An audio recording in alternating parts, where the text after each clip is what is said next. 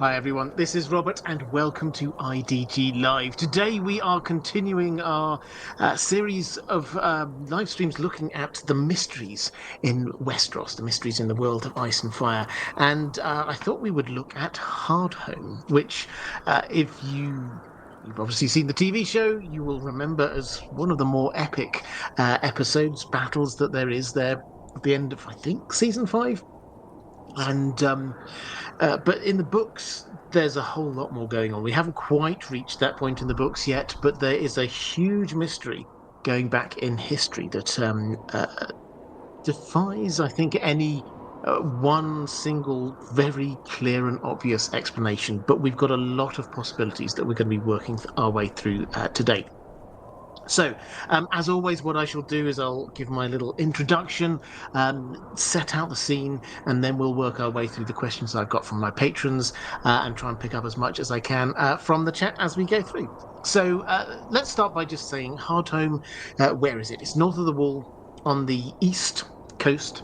There's a sort of a promontory that goes up. It's right at the end of that.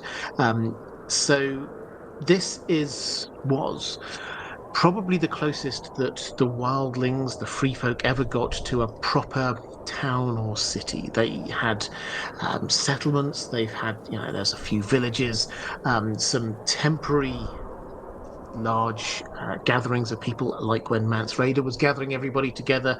But in terms of a settled, large community, this is probably the closest thing they got.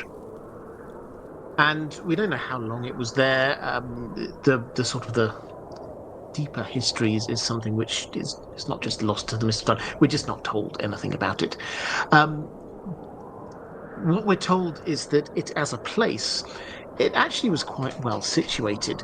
It had this natural, as I say, it was on the coast. It had this kind of natural deep water harbour, so ships, ocean-going ships, could come right in, and it was sheltered by these cliffs that had a whole load of caves in them, and fish was plentiful, wood was plentiful, all the raw materials, all the food you might need for a large group of people, that was all available there. So it's a sensible place for a settlement to be growing up. And we get some information about this there was a book. Maester Willis wrote a book about this. We'll talk about him a little bit more later, perhaps. And that's where most of the information that south of the Wall has about Hardhome. But the main thing that we know about Hardhome is something happened 600-ish years ago. And when I say something happened, a tragedy, a calamity, something huge happened. We don't get any direct reports from there. What we do have are reports from the Night's Watch, who were on top of the wall at the time, and they saw during the night suddenly this huge fire so bright that they thought that the sun was rising in the north, and it soon transpires that that was Hardhome. Some traders happen to be passing by there. They check in. The Night's Watch rangers go and have a look to see what's happening. And the messages that we get back are tragic. The place is burned to the ground.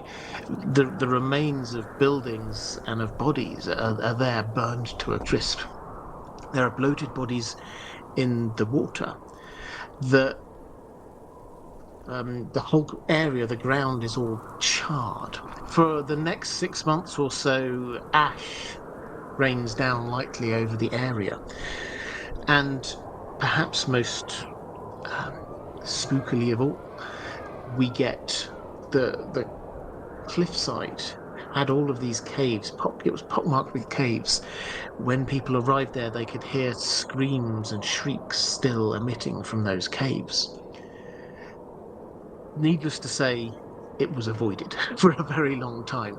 The free folk, the wildlings, declared it a cursed place, and they did not go back there. And it was abandoned for a very long time. That's until the story we have now. it starts to become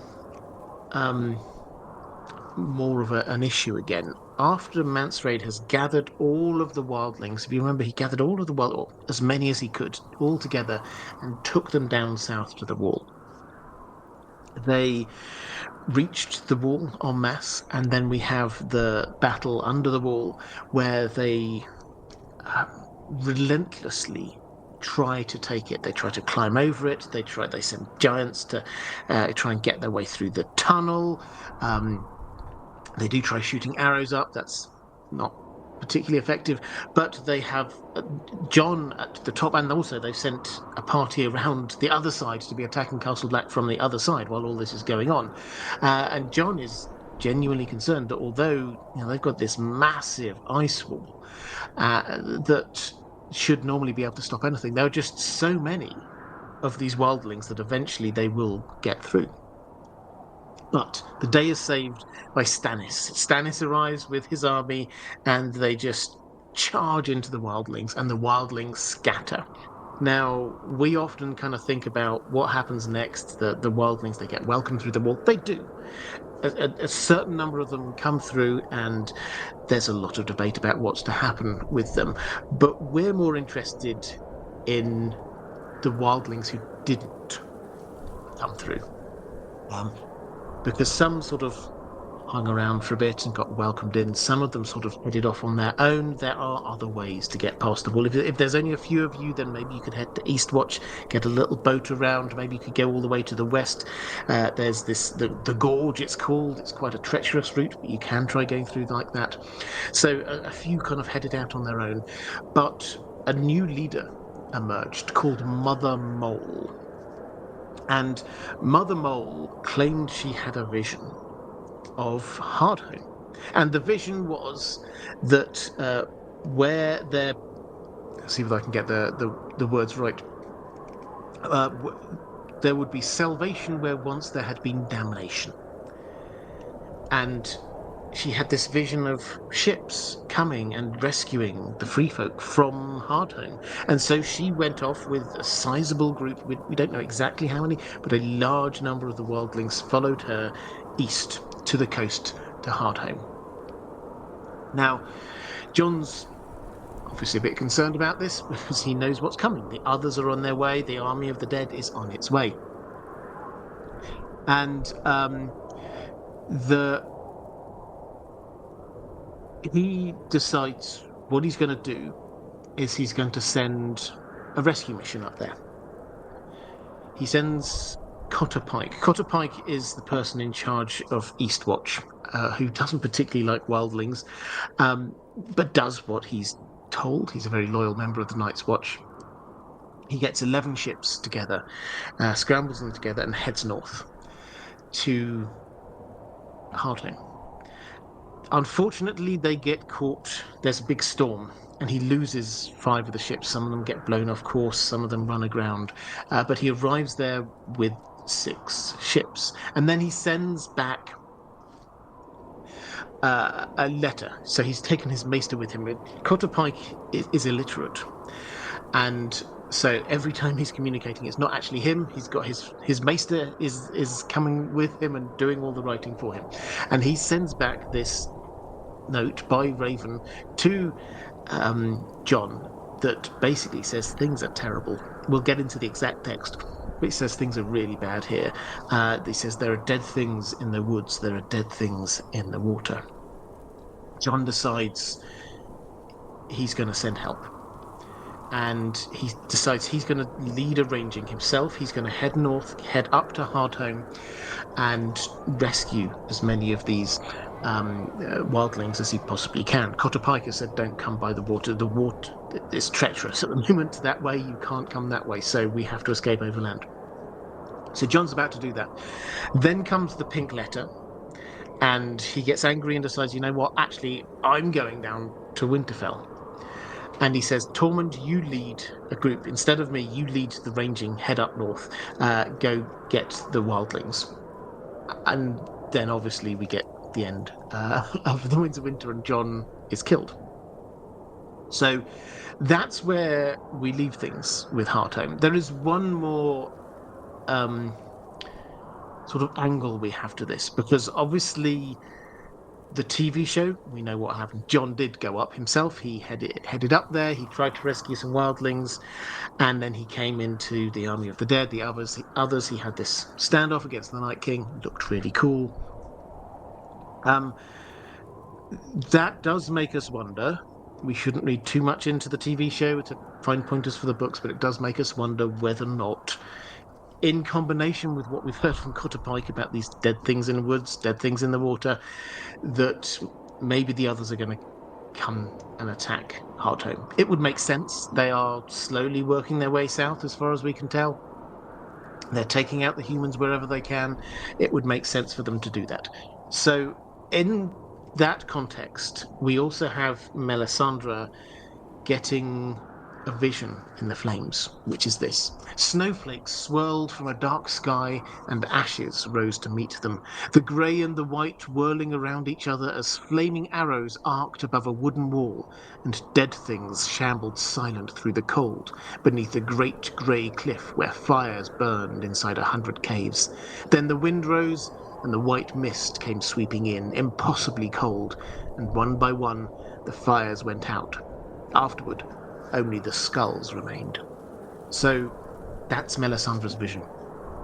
And it seems to be that, yes, the others are going to descend on Hardhome. And there will, from what she says, only the skulls remain. Skulls, obviously, in her visions, that means death. Only death remains. Not many people are going to be surviving this. So that's where we're at in the books. We've got two large areas to be focusing on, I think. We've got the what happened 600 years ago, and also what is happening / will happen there in the books at the moment. Okay, so let's quickly, looking in the chat, we actually had two new members, Harshmallow79 and Kimberla Faye. Welcome to you both. Thank you, I hugely appreciate that. For the best way to support this channel, if you wish to do so, and thank you if you do, is still Patreon. But if for whatever reason you don't wish to use Patreon, then becoming a channel member here is fantastic as well. So thank you very much for that. I hugely appreciate it. That does mean that your names do get sort of highlighted a little bit more. So, for example, Kimberly Faye saying, thank you, Robert. Hello. Hello back to you.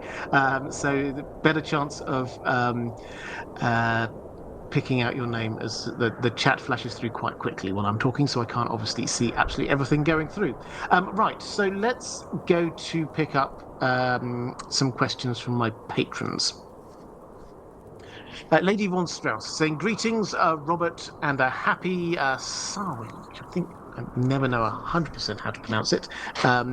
To you and Dan, do you think that the terrible fire which happened centuries ago was an attempt to thwart an attack by the Whites and the others, or is there a more barbarically human answer to the tragedy? Thank you. So, I will go through the course of this video. There's a lot of fan theories here about what might have happened, and I will try and work my way through. I've got questions which sort of pick up on most of the main ones, I think. So I'll go through and try and pick up those one by one. You're asking whether this was an attempt to thwart an attack by the Whites and others. Well, yeah, I mean, fire clearly is probably quite a good way to try and do that. But I think the evidence suggests not, for the simple reason, well, for a couple of simple reasons. First of all, it's not just like they got some fire and sort of like built sort of a whole load of fire to try and push them back. This was an explosion, as far as we could tell. This was massive. It could be seen from the wall. This is hundreds of miles away. And it left everything completely just burned to a crisp. So this feels a bit more than just defending themselves against the others. Maybe this was a trap, you say. If so, well, you say, one may say. If so, then I think that it clearly didn't work very well because it killed a whole load of humans. And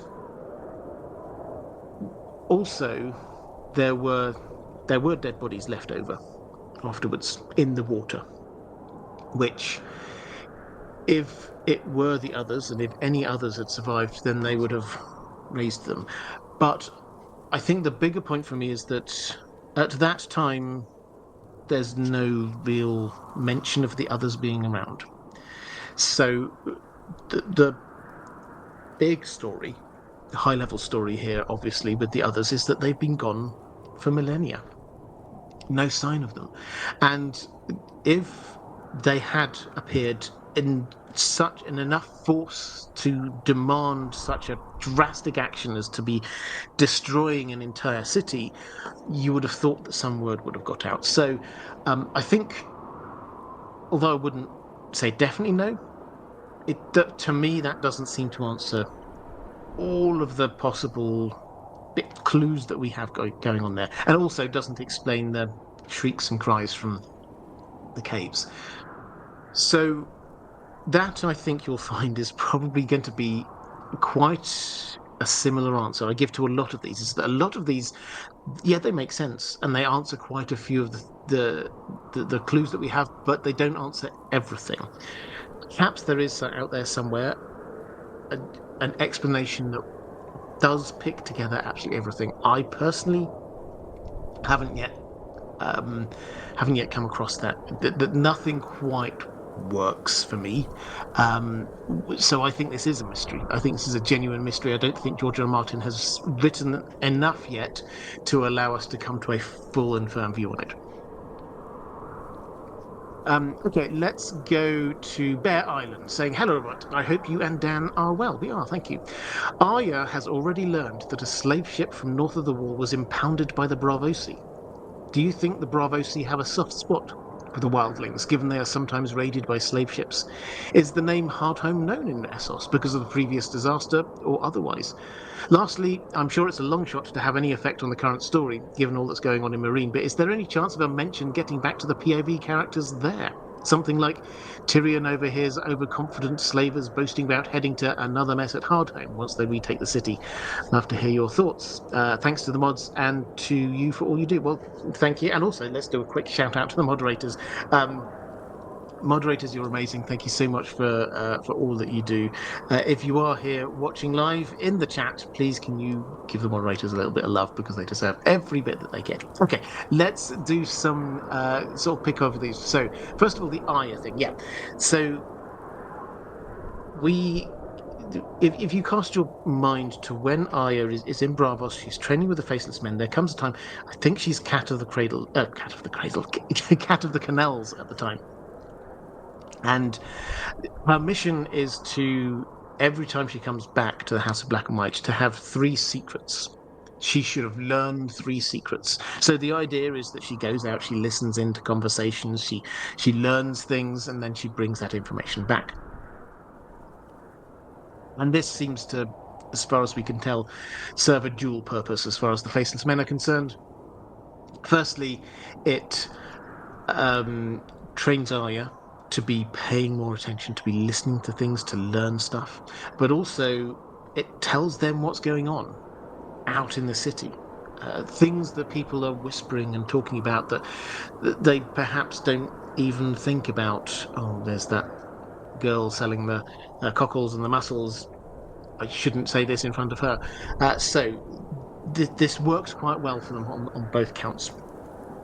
But one of the things that she recounts back is this conversation that she hears when she hears about the fact that the Bravosi have captured and impounded a slaver ship, which had just come from Hardhome. And the story seems to be that this slaver ship was sort of heading up, just going around trying to find some slaves and take them back. There's a slave crisis. The bigger issue here. There's a slave crisis going on. We shouldn't have too much sympathy. But the slave trade has been disrupted. Dany has been burning down slaver cities, has been outlawing slavery. And so this has caused huge issues, is that that's where the slave markets are. And so if you and there's now a naval blockade over Slavers Bay with Marine, which means that nothing can come out.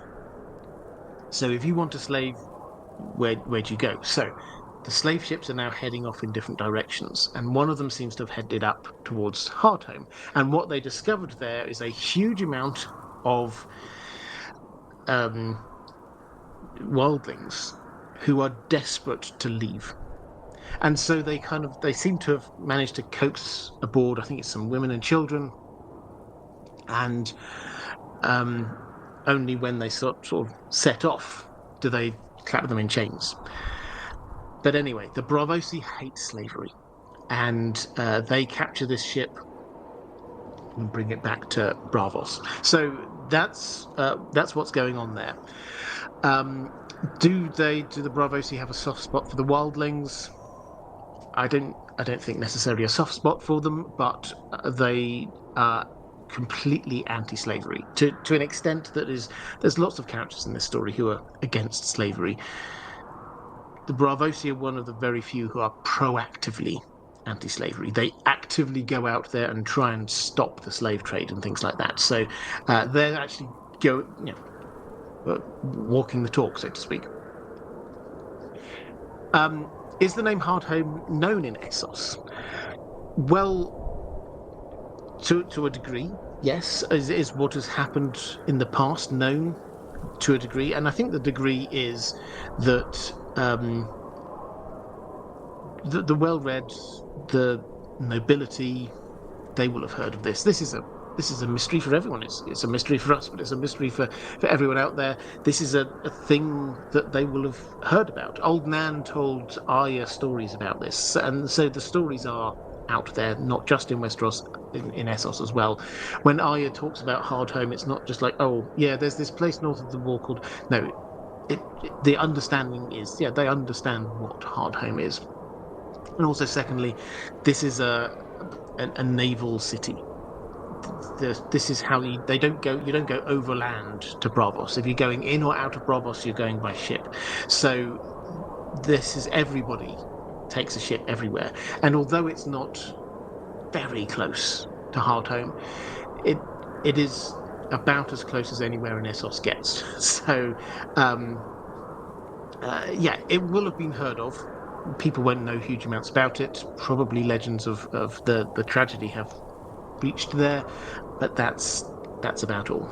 As for Meereen, might rumours of what happened, or rumours of the what's going on there reach Meereen? I mean, I think there's two layers to this. The short answer is probably not. And the first part is that what's happened at Meereen at the moment is probably not that interesting. We haven't heard any rumours really of the White Walkers, other than the Red Priests, obviously, preaching their apocalyptic stuff. We've not really heard of the nobility in Essos going, oh, I'm really concerned the others are back. That's just not a topic of conversation. So that has not reached them. So as far as they're concerned, what is the news? There's a few wildlings have repopulated an old city. There's not huge amounts there. So that's the first thing. The second thing is, as I already mentioned, there's a naval blockade going on outside Meereen, outside Slavers Bay. So information in and out is kind of slow. And the third thing is that it's a very long way away, and communication is not easy over those long distances. By way of sort of a comparison, when we are at the start, effectively the start of A Dance with Dragons, we start getting rumours of dragons in Westeros, in Old Town. A little bit before that, we hear, there are rumours that there might be dragons in the small council. But in terms of the general populace hearing these kinds of things, it takes probably year and a half, 2 years for that information to come across on ships that have been sailing from the Far East all the way across. And so if it takes that long to be getting the information from Karth and Meereen all the way over to Old Town, it will take just as, if not longer, for information to get from Hardhome all the way down to Marine. So uh, I think the answer is not yet. That doesn't mean it won't. If big things start happening, then yes, the information does spread. And this is, I think, one of the things George R. Martin does really well, actually, in his world building, is that the rumors spreading. You do hear about things; they're not always 100% accurate. I happen to be reading. I'm working my way through Dance with Dragons at the moment. There's I'm probably about a third of the way through, I would say. You get a few chapters where you get Tyrion, who's around the bottom end of the River Roine near Volantis Sel Horis, and you get um, Quentin, who is trying to work his way up towards Meereen, and they are hearing rumors about what Dany's up to, and some of it is true, but some of it is not true, and so that's the way that information did travel, is that as well as the information that she's taken Meereen and she stayed there and she seems to be deciding to rule that now, which is absolutely accurate. But there's also she's feeding her enemies to her dragons, which is not accurate. But you can see where that story might have come from. The dragons do apparently sometimes kill children, out shepherds, whatever. So you can see where the rumors might have come from. So it's not 100% truthful. So I think there's quite a few reasons why I say if and when the information does reach somewhere like Meereen, it's not necessarily going to be the exact truth of what it is. Right, let's have a look. I think I had a couple of questions in the chat. Henry Cavill in the chat. Good to see you with the super sticker. Thank you very much. Very kind. Gideon saying maybe it was rival magical wildling families who kept one-upping each other until someone hit the nuclear option and summoned uncontrollable shadow demons. It's possible. I mean, this is the kind of thing where you go, yes, I can't argue against that. I don't think we've got any particular evidence that that's the case, that there were any rival magical wildling families, but yeah, perhaps that's what happened. I think the thing that kind of, whether it's that exactly or something else along those lines, what they have in their favor is the fact that this came out of the blue. Nobody knew about it. It wasn't that there was something that we'd heard that Hardhome had declared war on somewhere else, and it was like, oh, okay, well, maybe it was their enemies. There's nothing. There was no news before that. There was nothing that anyone could think, well, who would have done this? Which gives the impression that maybe this was an accident of some kind. I think we can probably rule out the volcanic explosion. This doesn't feel like, yes, we've got the ash in the air, but there's no huge crater on the ground, and no indication that it's on any kind of volcanic activity. So that seems to not be the case, but a magical dispute between people there, why not? Roman Lakovets, do you think that there might be other towns like Hardhome elsewhere beyond the wall? Well, we're told not. It doesn't mean that there's no other settlements. Now, the question is, what do you mean by a settlement? You get Whitetree, for example, is described as, and I think it's 4 buildings around the Heart Tree, the Weirwood. And you get clans who seem to be together. It would not surprise me if there are other things that we might loosely call a town. Certainly there will be things that we would call villages. But as far as we can tell, what made Hardhome unique was that this was getting beyond being just like a a village or a town. This was like potentially growing to be city size. This was actually getting to be quite big. People were going there because it was a place, not just like they happened to be born there. This was a draw in and of itself. And I think I had one more. Jewel Elson, thank you so much with a super sticker as well.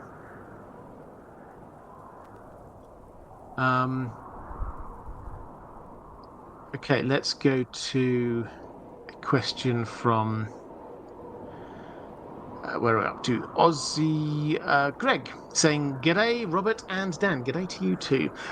It's a shame that Hardhome was destroyed. Allegedly, it was a decent-sized trading hub. Without the fire, maybe it would have become a northern unifier, larger, wealthier, and more connected with the world. It makes me wonder that if that were the case, could relations between it and the South be less hostile? Would knowledge of giants, the children of the forest, and perhaps even knowledge of the others themselves be more well known down south?" Well, I think it's a really interesting what if, because we don't know, but yes, this is how good relations develop. Is so often with trade in our world is that when you start getting good trading relations, then it's quite you start becoming more reliant on each other, and then you start stop viewing somebody potentially as your enemy and actually start seeing them as potentially your ally or your business partner, and then perhaps you will visit that place more and you'll see it and you'll meet the people and you'll find out that they're not perhaps quite as strange as you thought they were. So the barriers can slowly come down, and yeah, I see no reason why, if it had survived another 600 years, why it couldn't have helped to sort of break down a few barriers of misunderstanding. Now, it would always, I suspect, be viewed as even if it grew to be like a proper established city, it would always be viewed as a wildling city, in the same way that a lot of the places over in Essos are viewed as being completely not understandable. Like the Dothraki, it's a completely different culture. We simply don't understand them. They are savages. So there's a huge. It's not a slam dunk. It's not obvious that this is going to help, but it probably wouldn't do any harm. As for whether it would help information about the others or the children of the forest or whatever heads south, probably less so, because that's still. If you just hear stories about what happens north of the wall is still a huge physical barrier. So even if you're just hearing stories, and in Hardhome, they told me that there's children of the forest still living over there. Well, whatever. I mean, of course they'll believe that. They're welding. So I suspect probably not. What we may have lost is the kind of accumulated knowledge that a maester would be able to gather. So we had that one maester, Maester Willis, who went up there. He stayed there for, I think it was 3 years, and he wrote a learned tome about the wildlings. If this had survived for longer, then other maesters would probably have gone up and would have learned more things. And so they would have been a whole lot less of a mystery. Certainly, you could imagine that the library at Castle Black would have had a few tomes with a bit more information about the wildlings, and so their customs would not be such a mystery to the Night's Watchman. And so that level of detail, yeah, I think we're probably missing out on.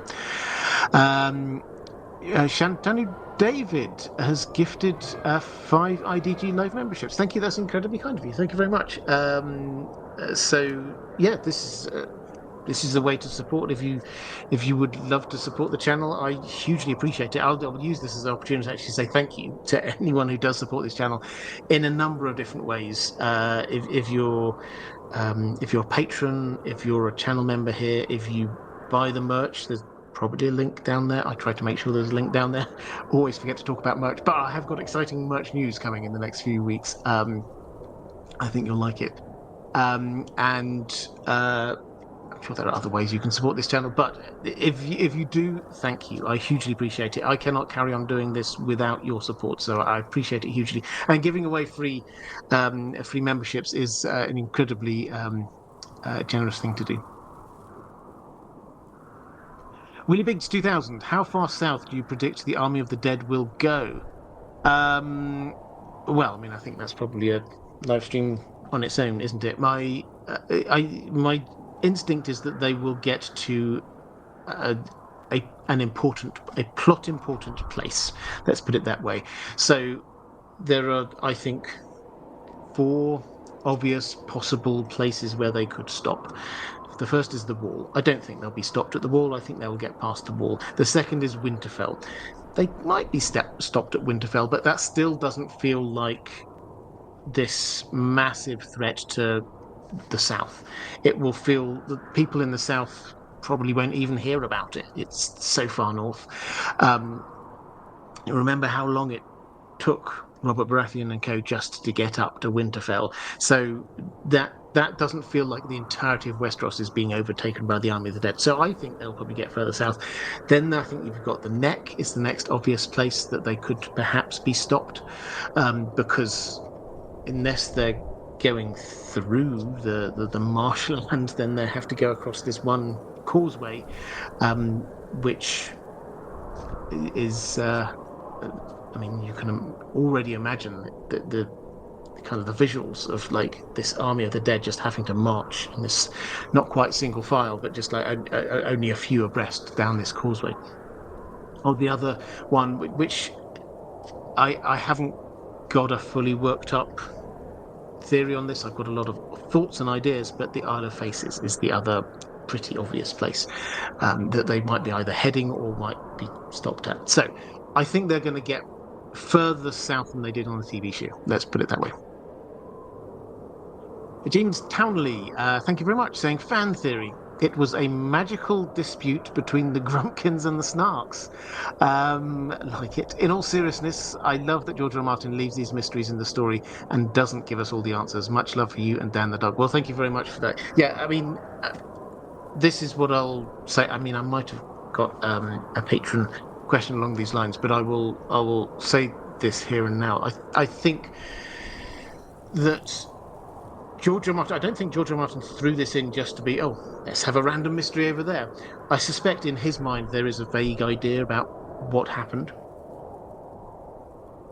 But it doesn't, and when I say a vague idea, he may well have it completely mapped out. But he hasn't given us all of the bits of information yet for us to be able to fully come up with the solution about what happened, or even if it's relevant. That I think is the thing that makes this world seem so big, is that we're looking instinctively, we're looking at answers that might tie this into the main story. Which, as I say, instinctively, it's completely understandable, of course. But the thing which makes this world so big is the fact that we know in the back of our minds this could be something completely unrelated to the main story. Because this is a huge, detailed world. And Hardhome as a place, we've got so little information about it, how the society was structured. We've got like a brief snapshot that there were 4, I can't remember what they're called, warlords or something. When that Maester Willis was up there, there were 4 who jointly ruled. So that seemed to be how it was ruled at that point in time. But whether that was always the case, it seems probably not. So we know so little about it, which means that we can't possibly come up with a firm answer to say this is definitely what happened. And that is what makes this world so much bigger, because we have this idea that it might be something completely separate, unrelated to the main story. So yeah, it's interesting. Okay, let's go to a question from Ranabe Mitra, saying, salutations, and to you too. What is the narrative purpose of Hardhome in the remaining bits of the story? For me, it serves as a plot device to take Tormund away from the Wall for legitimate reasons, and only for them to later come back with a larger army of wildlings. possibly supplemented by Cotter Pike and his crew at Eastwatch, and maybe introduce another magical element in Mother Mole. What do you think? How do you see the Hardhome plot affecting the current situation at the Wall? Well, I think you're right about the first part. There's I think every chance Tormund will head north, and he will probably bring a few people down with him. We will get more wildlings at the Wall who have some kind of first-hand experience of the others. I think that's sort of adding to what our understanding of what's going on. But I think the bigger issue here is that this will be, and it's quite hard to put our brains back, having watched the TV show, to put our brains back to where we're at vis-a-vis the others in the books. They've been almost entirely off page. We get the prologue, we get sort of a few mutterings of them here and there, we get the Craster's Keep, etc. But the only time we really kind of see them is the confrontation we get at Fist of the First Men, and then following after that with Sam and Gilly. Other than that, they've been talked about way more than actually seen. They're still a mystery. They're out there somewhere, but we don't know where they are, what they're doing, why. This will be the time when it turns from they're this sort of threat up there somewhere to they're trying to wipe out all humanity. That's the feeling that people are going to start getting. And because if they take out Hardhome, that is taking out, we don't know how many, there are thousands probably, of wildlings in one fell swoop. And that will feel like a sea change from people who've they've been on the edges of the action. Suddenly, this is very real and actually quite near. You can get to Hardhome. It is a little way north of the Wall, but it's not way off in the lands of Always Winter. So that, I think, is this kind of like shot in the arm, this reality check that we will not very probably get via John, because he's dead now. If George R. R. Martin did want to, then I'm sure he could find a way around it. They waited to go until he came back, or he walked into Ghost and Ghost insisted on coming with it. Whatever he could do, but probably we won't hear about it through John. We will just get it through accounts from people like Tormund coming back, or maybe Melisandre will see it, what happens in the flames. Maybe Bran might see it. So we will get these images of that, and this will just hurry things along, because the others have been moving relatively slowly, but suddenly it's like, wow, now this feels like a clear and present danger. And at the Wall right now, they're not ready. The North is not ready. The South is definitely not ready.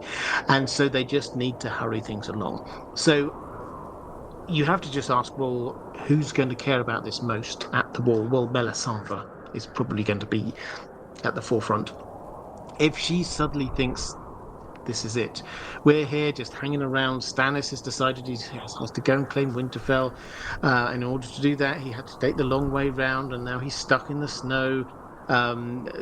If she thinks this is taking too long, I need my Azor Ahai back, that's the kind of thing which will make her want to clear the way for Stannis to come back, which could lead to a chain of events where she then is insistent that she needs to be able to change the weather, because Stannis is snowed in. At the moment, he cannot move. His army cannot go any further. He cannot do. Not only can he not attack Winterfell, but he therefore cannot, from there, go on to do the Azor Ahai thing on the Wall. He is stuck and gone. And if Melisandre thinks, we can't hang around waiting, we have to do something, I need to cast a powerful magic. And if, in order to cast the powerful magic, she needs King's Blood, then we know what she's going to be wanting to do. So that's I think the big narrative role is, although we won't see it direct as POV, we will hear about it, and that news will impact on people and those people will start to hurry things along.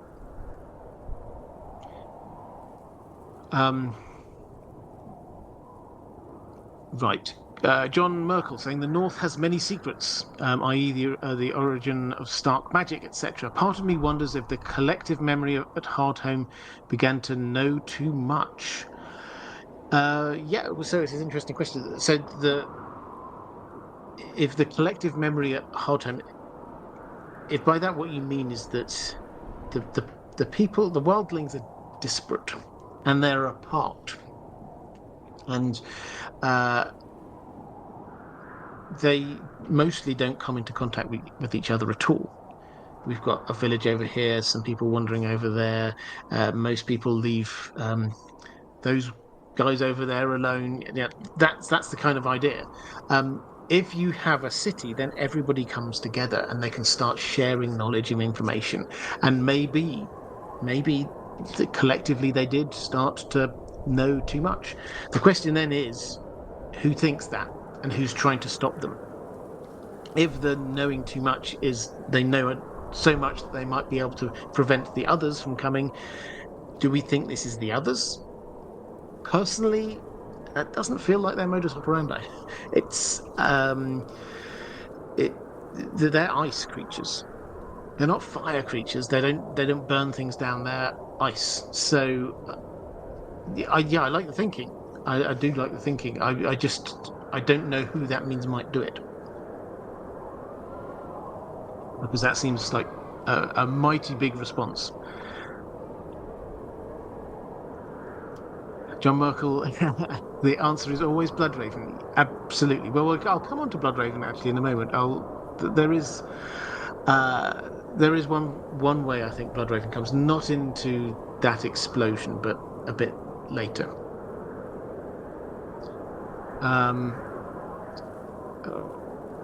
So let's go to a question from Alhad. Do you have any headcanon theories about Mother Mole? Have you given any thought as to whether she might be having green dreams or a lesser version of the same? Also, what exactly are her visions? I know we don't have any direct information in the dance, but still. Okay, so Mother Mole, to remind you, she is this leader who has taken a whole load of the wildlings over to Hardhome. And it's with the where once there was damnation, there's now going to be salvation line, basically. And also she's had visions of ships arriving to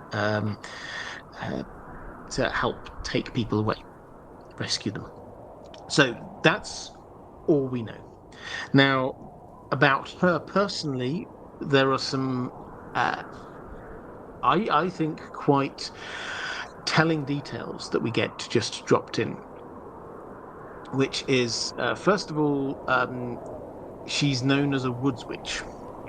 Secondly, her name is Mother Mole, and we know what moles are like. They live underground.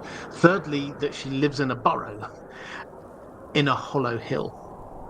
Who lives in hollow hills? Well, the children of the forest used to. So every bit of information we have about her suggests that yes, she's getting some kind of green dreams or something along those lines.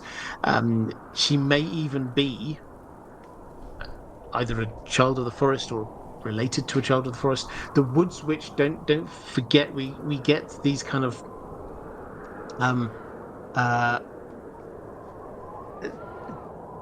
phrasings, words used to describe some people that we get. Woods witch, Cersei talks about the woods witch. Maggie the Frog is a woods witch.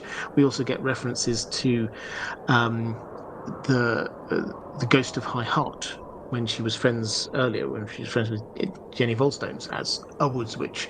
And her description, about 3 feet tall, white hair, red eyes, makes you wonder whether she was perhaps related to the children of the forest in some way. So there's there's, I think, more than a hint she might be part Children of the Forest, or at the very least, having some green sight. Um, this, I said I'd get onto this. This does make you wonder whether she is perhaps being directed in this in some way. And this is where the when in doubt Bloodraven thing comes in, because you say, well, who would possibly be doing that? Perhaps Bloodraven. And you have to ask the question, why on earth would Bloodraven send them there? A true vision of some ships coming to save them? Yes, absolutely. Is Bloodraven really genuinely trying to save them? He surely doesn't think there's going to be a mass evacuation of everybody from there.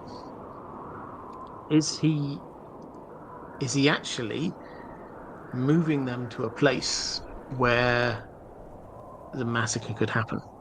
It's a horrible thought. Bloodraven is quite a dark character, do not forget. We often think of him as being a lot more cuddly than he is, because he's there, he's on the side of John, he's training up Bran, but he's a really dark character. He's willing to do some really dark things in order to get the end result that he wants. And if the end result that he wants is humanity ready to face the others when the others reach the wall, then perhaps what he thinks is they need is this kind of jolt in the arm, like we were talking about a bit earlier. What is the impact of this likely to be on the people at the wall? It's likely to make them go, whoa, we need to move quickly. We need to do something now. So if that is what he thinks might happen, then maybe. It's quite a dark thought, but why not? Debbie Bailey, just saying 5 on the super chat. Didn't quite get that. Maybe if there's a question there, do let me know. And Shantanu David saying, is Hardhome warning or a promise? Perhaps John 2.0 leads the wildlings there afterwards. Perhaps thermal vents, a natural harbour, many fish. Hard but a home. Yes, so hard but a home, absolutely. Yeah, that's I mean, George R. R. Martin loves his wordplay, so it is a hard home. That absolutely makes sense. Thermal vents, we don't read of any. That doesn't mean that there aren't any, but we don't read of any. And as I say,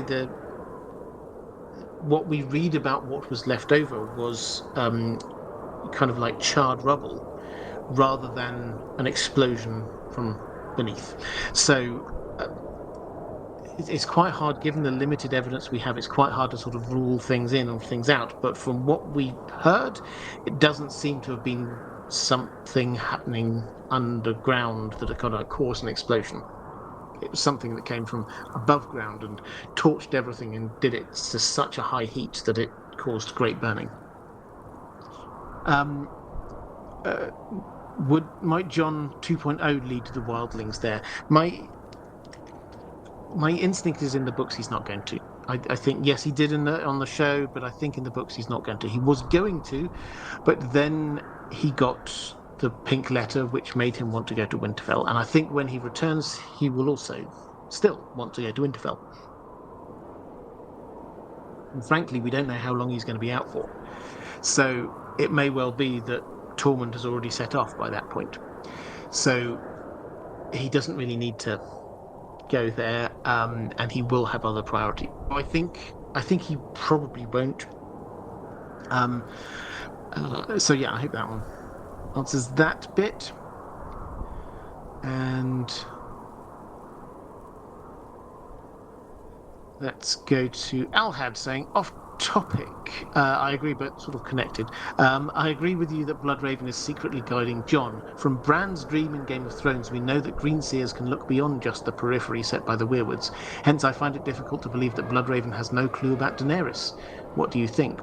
Well, yes, so this is about the nature of sort of the Weirwood dreams, visions. They're more almost like Weirwood true seeings is probably a better way of saying it. You're actually literally seeing out through the Weirwood, and as Bloodraven tells Bran, in time he will learn to go out beyond the Weirwoods. So if that's the case, surely they can see what's going on over in Essos. Well, the answer I think is I probably not. Now, we don't know of anyone with seeing through the Weirwood network, seeing things over in Essos. Certainly, Bloodraven doesn't ever sort of mention being able to see anyone in Essos. And the working theory is that the Weirwood network is all connected underground. And this is what it is. So it's not just the Weirwood network being a Weirwood tree above ground, it's the Weirwood tree is below ground as well. The root systems have spread across everywhere. This is why, for example, there are no Weirwood trees just on the top of big mountains. Like when they tried to plant one on the top of the Erie, they couldn't because it was solid stone all the way up. The root system could not go up and could not link up with the main Weirwood network. Similarly, Dawn, no Weirwood trees, very rocky, big mountainous region, etc. So the working theory is that when Westeros and Essos were sundered one from another with the Hammer of the Waters, the children cast the Hammer of the Waters, cutting off the two continents from one another. That broke the connection with any Weirwood trees that were over in Essos. And I would highly recommend you follow this rabbit hole.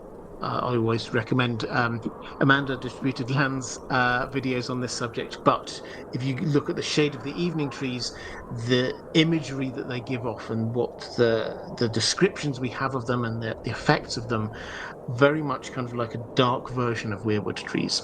So the suggestion is that perhaps when we had the sundering of the two continents, the Weirwood trees over in Essos got cut off from the heart of the Weirwood network, and that's when they turned black and dark and shade of the evening. And that is why we never get any information through the Weirwood network from what's going on in Essos, because Bloodraven appears completely oblivious to what's happening with Dany, completely oblivious to Quaithe. It's fair to say we haven't had all of that bit of lore spelt out for us yet, but all of the hints are that. Shantanu David saying, I meant after the story ends, after the Whites are gone, a Hardhome after the long winter. Yeah, that makes sense. A Hardhome, Jon could lead the wildlings north and set up a home in Hardhome. I mean, that might be where they end up. My general feel is that we're not going to follow Jon very far. I think we'll see him head out north of the wall, and a bit like, actually, this is one of the bits I thought worked quite well with the TV show ending. They just had him going north of the wall, and then we left him.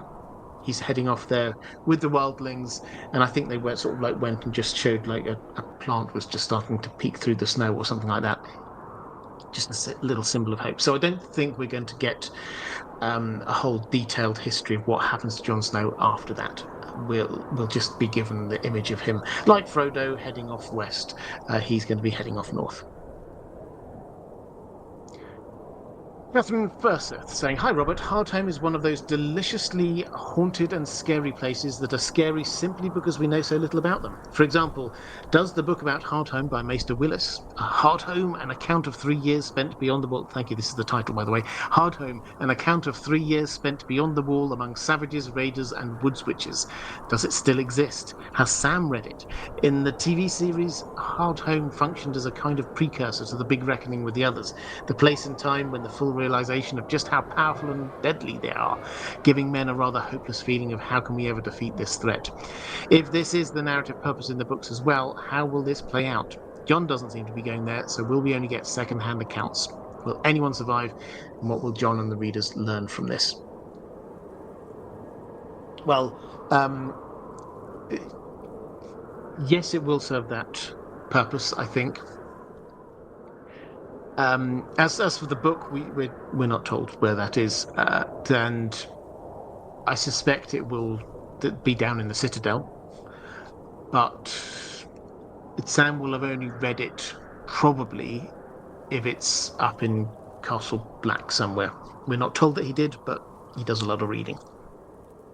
So, um, what about the will anyone survive bit?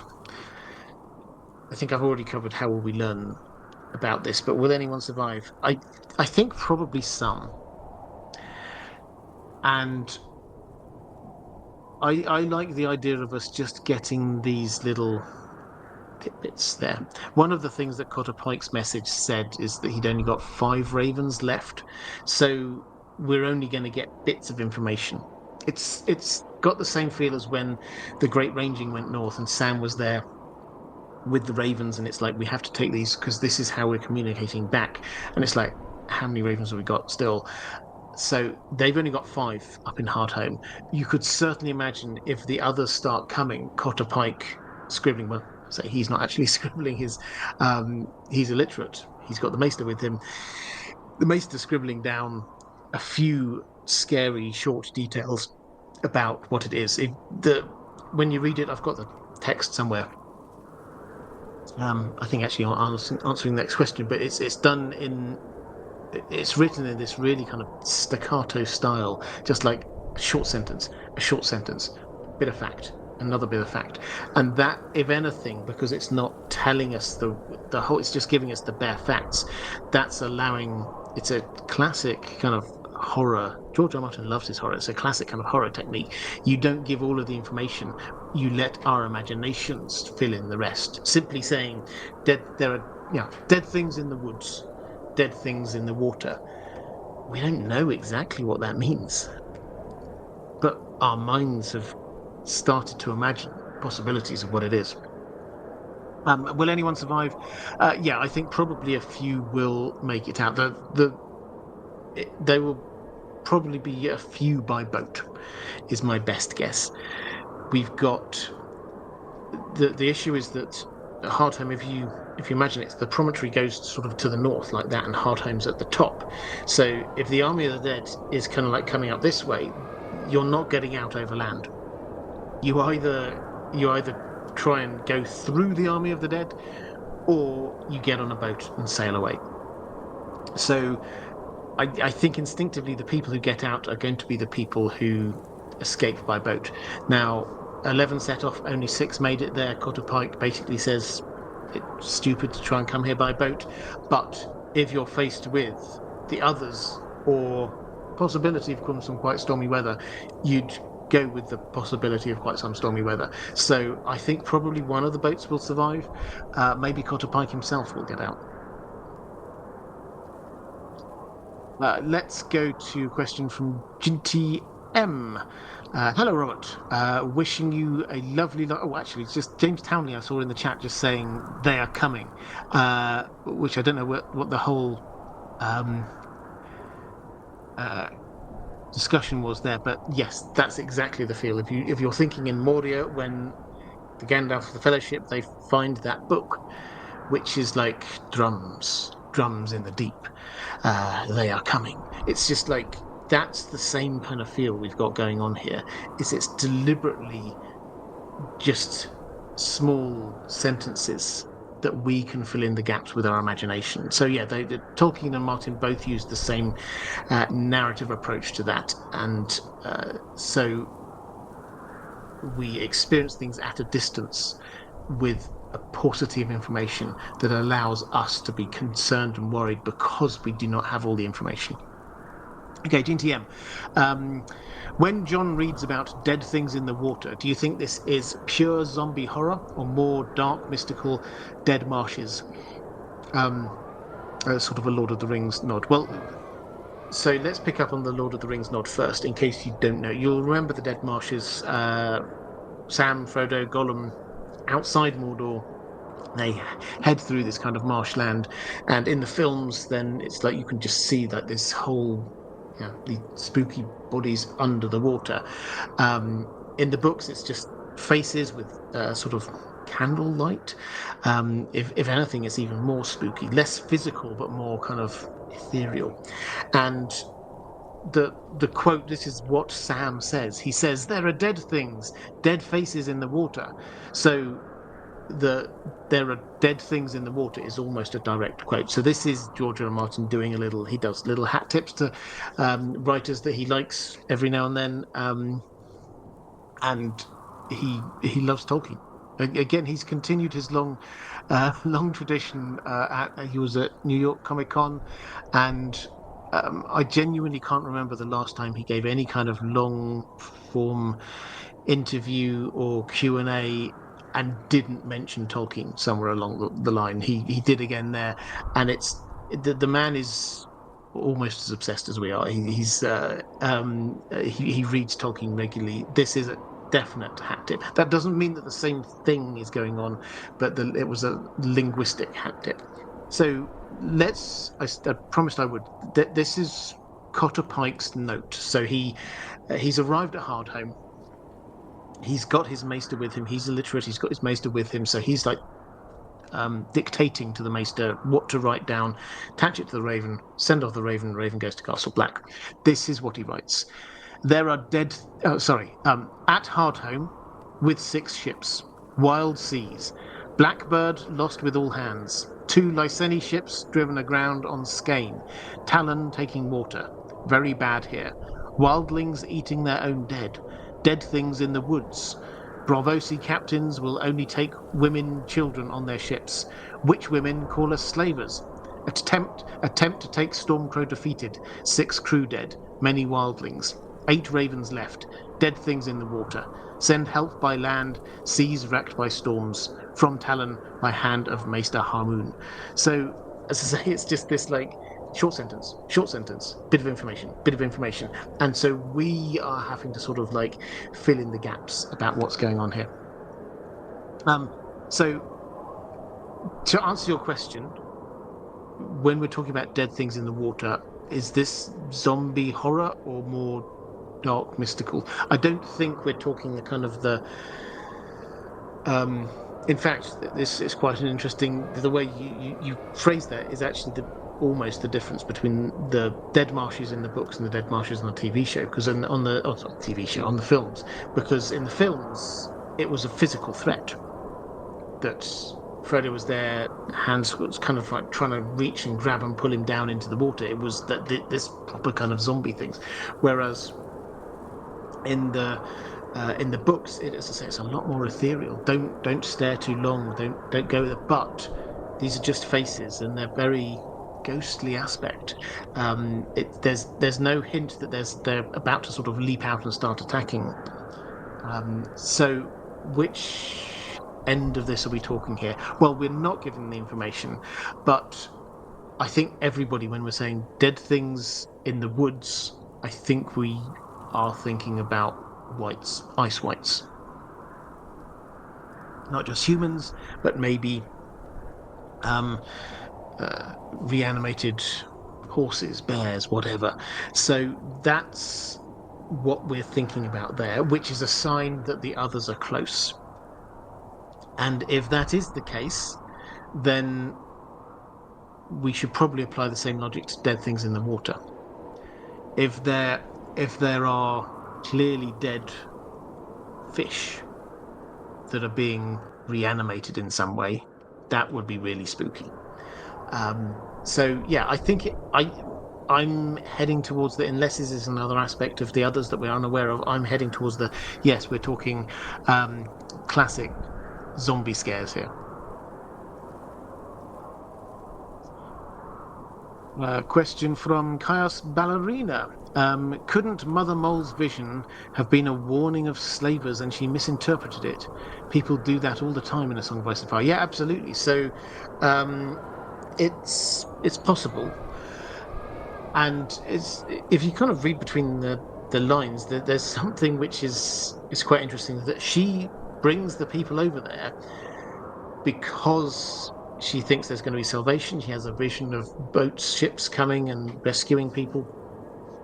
By the time Cotter Pike and then we get Arya saying, "Oh yeah, so the slavers have taken people from Hardhome."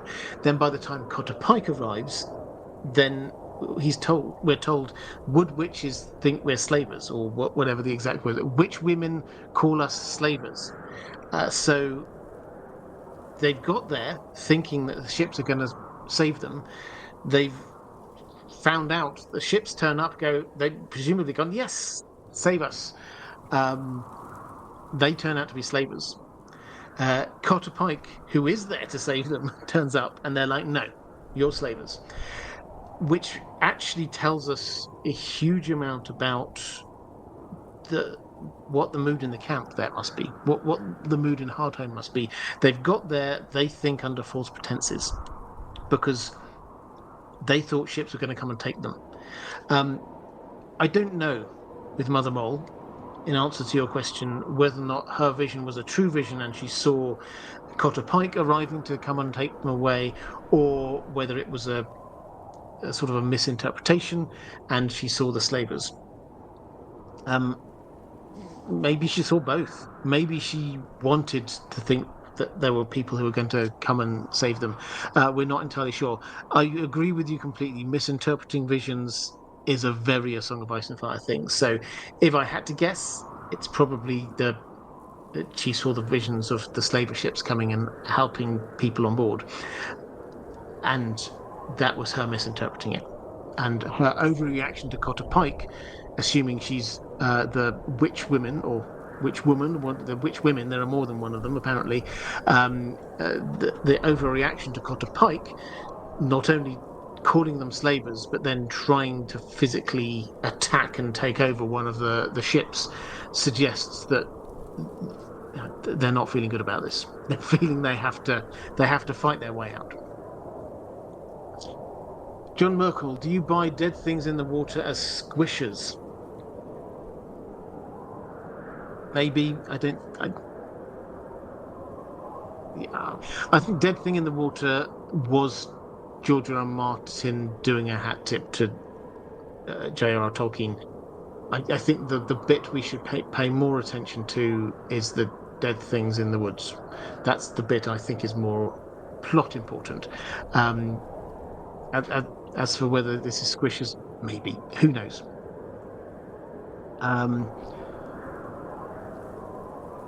Let's go to Yeldenil, saying, good evening, Robert, and to you too. I hope you're well, and I wish to extend those well wishes towards Dan and the moderators. Thank you very much.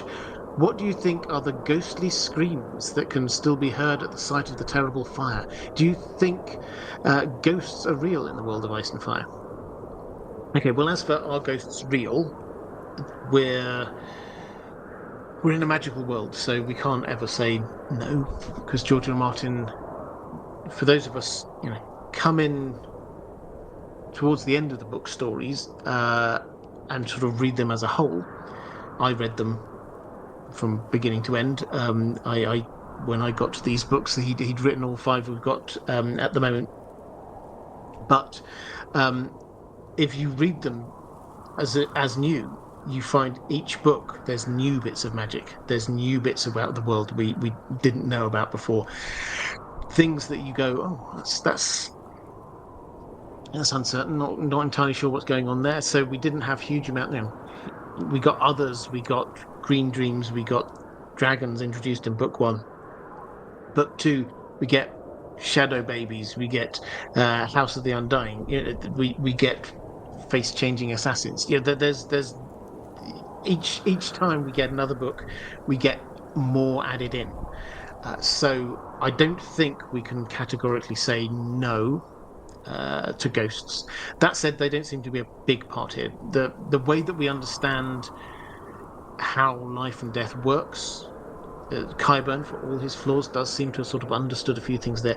Something lingers of the spirit or soul after the body dies, and that is why you can bring people back, like Beric, like Lady Stoneheart. Part of them is lost because only something lingers, but over time the amount that's gone increases. Might there be ghosts? Well, you get things like the Undying, who are best part of the way to being ghosts. So possibly. But in terms of the what is in doing those screams, I don't think this has to be ghosts. We don't get any reports of people going up to those caves, peering in and saying, well, there's no one here except for this spooky dooky thing. That's not that they just hear and they go, well, I'm not going over there. There's something weird going on in those caves over there. So we also, incidentally, we're not told that the screams carry on now. It might have just been in the immediate aftermath. But we've not had a POV from there. We've just had a few reports back from there, so we don't know what the situation is right now. The implication from Melisandre's vision is that people had set up home there. There are fires burning in those caves, which seems to imply that the wildlings who went over to Hardhome, they made homes in those caves, which makes sense because Hardhome is not a city, it's just rubble on the ground. So if you want some shelter, then you would go into the caves which are there. And so you would probably infer from that they weren't hugely scary. There weren't like people shrieking all the time in those caves. So probably the shrieks and screams stopped at some point. As for what they are, one theory, which I don't think anyone's asked about, but I quite like as to what might have happened. Again, this is building from silence. We don't know. We do know that the wildlings are very, very, very strong on grayscale. Val comes out and basically says that she thinks that Shireen should be killed. She's way stronger on this kind of thing than even Melisandre at the moment. She says it openly to Jon as that grayscale. You might think it's in remission, it's stopped, whatever. It's just sleeping. It's going to come back and then it's going to kill all of us. We need to get rid of her. Now, if you take that idea and say, so the wildlings hate this. Why do they hate this? Is there some great cultural memory here? What if, and again, this is just built on what if there was an outbreak in Hardhome? We're told that outbreaks of grayscale are more likely to happen in places which are wet or moist and cold. A very, very northern port town would be those things. So this is like the place, if anywhere it's going to catch, it's going to be there. And then what if they decided we're just going to burn the survival? It spread so fast that they decided they had to burn the whole place down. That, as I say, it's based on not huge amounts of evidence, but other than kind of anecdotal bits here, that works. The tie-in to the screams is if we're saying this isn't like ghosts or the echoes of what happened or anything like that. If this is actual survivors, what we know is that the stone men, the word we hear is wail. That's what Tyrion, when he's going through the sorrows, when Tyrion is there, the stone men, those who had grayscale so bad that it's turning them almost all into statues, they wail. What if the stone men who survived stayed in those caves and it's their wails that we can hear? It ties in.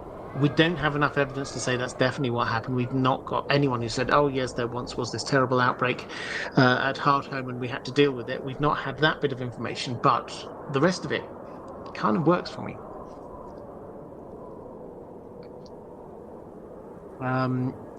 Let's go to Sir Friend. Oh, Andrew Kay saying that wouldn't leave a 6-month ash cloud, in my opinion, a grayscale fire purge. Quite possibly. So what I'm saying is that I don't think any of these theories 100% fit, and um, so on any of them, I think you can pick holes in them, and I think you're picking that hole. I think that's the right hole to pick on this one. It does fit a whole load of these other things. Um, uh, Perhaps you could make up a way that it was decided that the only way to do this was just to blow the whole city up, and so some intrepid wildlings just created some massive explosion from whatever their equivalent of gunpowder is that bush blew everything up.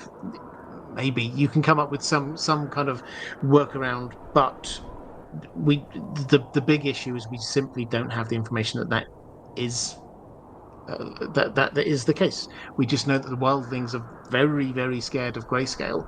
Uh, it does seem like a place that grayscale might happen, and the shrieks do kind of match up with the wails of grayscale victims, and that's it. Um, Paris Ballerina. If the others pile up enough dead things in the water, could they then pass over the said water? Could that be what they're trying to do there? I like the thinking, but this is a deep water harbour, so the you'd have to pile up a lot. It's got to, and when we're talking a deep water harbour, that means like a proper deep sea vessel with a huge amount of draft underwater can come almost right up to the docks, perhaps. Um, that would require a huge amount of stuff, dead things in the water just to build up to the top. And if they were going to do that, surely they'd do it in a place where they could go around the wall rather than a few hundred miles north of that. So I like the thinking. I don't think that's what they're doing there.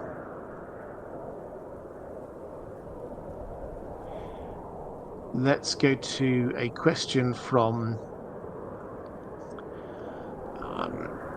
So, friend, happy Thursday, Robert, and to you too. How do you think the others' inevitable attack on Hardhome will time in their invasion? Being the biggest single gathering of wildlings, do you think that once it has been hit, the others will essentially head straight for the wall? Bonus question, what are your thoughts for a non-meta reason for the others taking so long? They haven't made a huge amount of progress since the start of the story, despite a limited amount of resistance. Best wishes, warmest regards, and same to you. So, will they head straight for the wall? Maybe. So the first or the second part of it, why is it taking them so long? I think we have to just remember that the north of the wall is huge, really, really big, and it takes Bran and Co. basically a book to walk from the wall up to Bloodraven's cave, and they were trying to pretty much head straight there. The others seem to be moving around, trying to cover the whole ground, trying to clear out all humans, sort of like moving south, clearing out all of the humans as they go. And you have to remember, I think, that this is 2 to 3 years of this story so far. So from that first encounter in the prologue, then we're only like 2 or 3 years in. So yes, this is slow progress. If you just had an army heading south, they would have reached there well before that, absolutely. But that's not what they're wanting to do. If you get your head into this idea of how does the Army of the Dead work, I'm calling them the Army of the Dead not just because that's what they said on the TV show, but because we don't know how many others there are, but the army is of the dead, which means they need to be killing people in order to be raising them as whites, which in order to be adding to their army. So they're not actually wanting to go as quickly as they can south. What they're wanting to do is get everybody that they can, clear out all of the north. Because if they kill 5,000 wildlings, then they get 5,000 ice whites out of it, which means that their army is 5,000 bigger as they're heading south. So it actually makes, if they think, oh, these guys can't stop us, there's time isn't really the issue. How big they can get their army is the issue. So that is my understanding of why they're taking as long as they are. In terms of are they going to head south straight to the wall? Quite possibly. We so the timing of the next book could well take place over, or maybe even a year. So we don't know exactly, but the bit of plot that we can probably best map out or guess is actually Dany's. And Dany starts off in the Dothraki Sea. She's got to go from there. They'll take her up to Vaes Dothrak. Whatever happens with the Dothraki, we think she's going to get them onto her side. Then she's got to head back down to Meereen. Then she's got to defeat whatever enemies that she needs to defeat when she gets there. Then she's got to gather all her forces into the boats. The boats have got to be sailing. This is several months' journey all the way around, probably stopping off at various places, dealing with threats along the way. She's got business with Volantis. She's potentially got business in Pentos. There's a lot of different places that she may well have to stop off at, and before finally arriving at, say, Dragonstone. How long will that take? Well, your guess is as good as mine, but if it's less than 6 months, I'd be very surprised. So we're looking at maybe up to a year for this next book. We don't know. This is based on anything other than a sort of an understanding of what would probably be quite cool. My understanding is that others will probably hit the wall, reach the wall about the end of the book. So probably Hardhome is going to happen at some point in the opening quarter or third of the book. Then that leaves them with a period of everybody's scared, but we don't know exactly what they're doing when they're heading south, slowly heading south. And if they end up at Eastwatch, that kind of ties in. So yes, that sort of works. And why Eastwatch? Well, Eastwatch was where on the TV show they broke through the wall, and that seemed like quite a random choice then, other than its direct route down from Hardhome, and perhaps George R. R. Martin had said to them, the others will come down to the wall at Eastwatch. It's possible. Let's go to a question from Taylor Jones. Saying, hello Robert, do you think the mystery of the destruction of Hardhome is meant to and will be answered as part of the story, or is it just world building? A historic mystery fleshing out the world that we won't get an answer to. Halloween side thought, maybe the haunted forest got its name after the destruction of Hardhome rained ashes over it. Maybe it's haunted with ghosts of the victims. Spooky. That wasn't just me saying spooky, Taylor wrote that. So in terms of the haunted forest was called the haunted forest by the Night's Watchman. So they named it that. There's no indication that this was after Hardhome, as if they've called it that for a very long time. It does seem to be just a sort of a generic kind of nod to particularly kind of mid-European folklore, where the forest that's the dark place. That's where the bad things are. If you read any of like the Grimm's fairy tales, so much of it, the forest that's the unknown, and it is haunted because you don't know what's out there. There's mysterious sounds. There's things rustling over the bushes. So that is the kind of feel we've got here. The forest is the danger, which incidentally, if you reread the prologue and think of the forest as being the danger, and then the others emerge out of it, that kind of fits with that idea. So I like the thinking, but there's no no indication that the Night's Watchmen think it's actually got ghosts in it, and there's no indication it was named after um, what happened at Hardhome.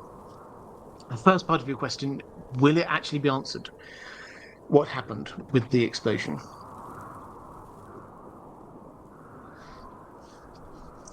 Not necessarily. I think the answer. I think it's only going to be answered if it is relevant to the main plot. I don't think we're just going to get. And Sam was just reading along, and he found some ancient text with a confession from somebody saying, "Hi, I blew up Hardhome yesterday, signed whatever." That I don't think we're going to get that. If this was in some way related to the others, the main story, then yeah, maybe we will get some kind of clue as to what happened. Maybe if this was the grayscale thing, as I say, it's the theory which works best for me. I don't think it's perfect, but it's the best working theory I've got at the moment. That this was trying to destroy a place riddled with grayscale. If it was that, then that's the kind of thing that probably some wildling somewhere will have some cultural memory of.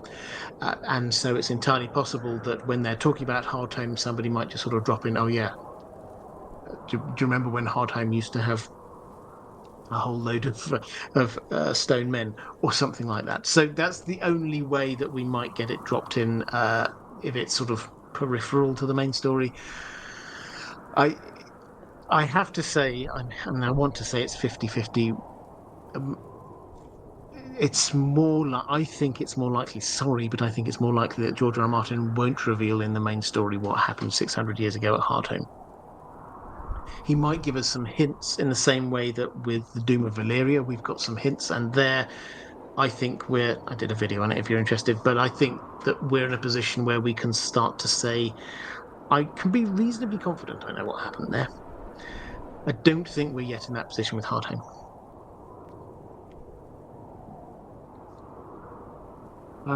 Cuban Missile Dino Crisis saying, "Hey Robert, I've been listening to your stuff for years and I'm excited to see you taking up." Well, thank you. I hugely appreciate it. "I love the A Song of Ice and Fire series so much that I wrote a couple of songs inspired by it for my band.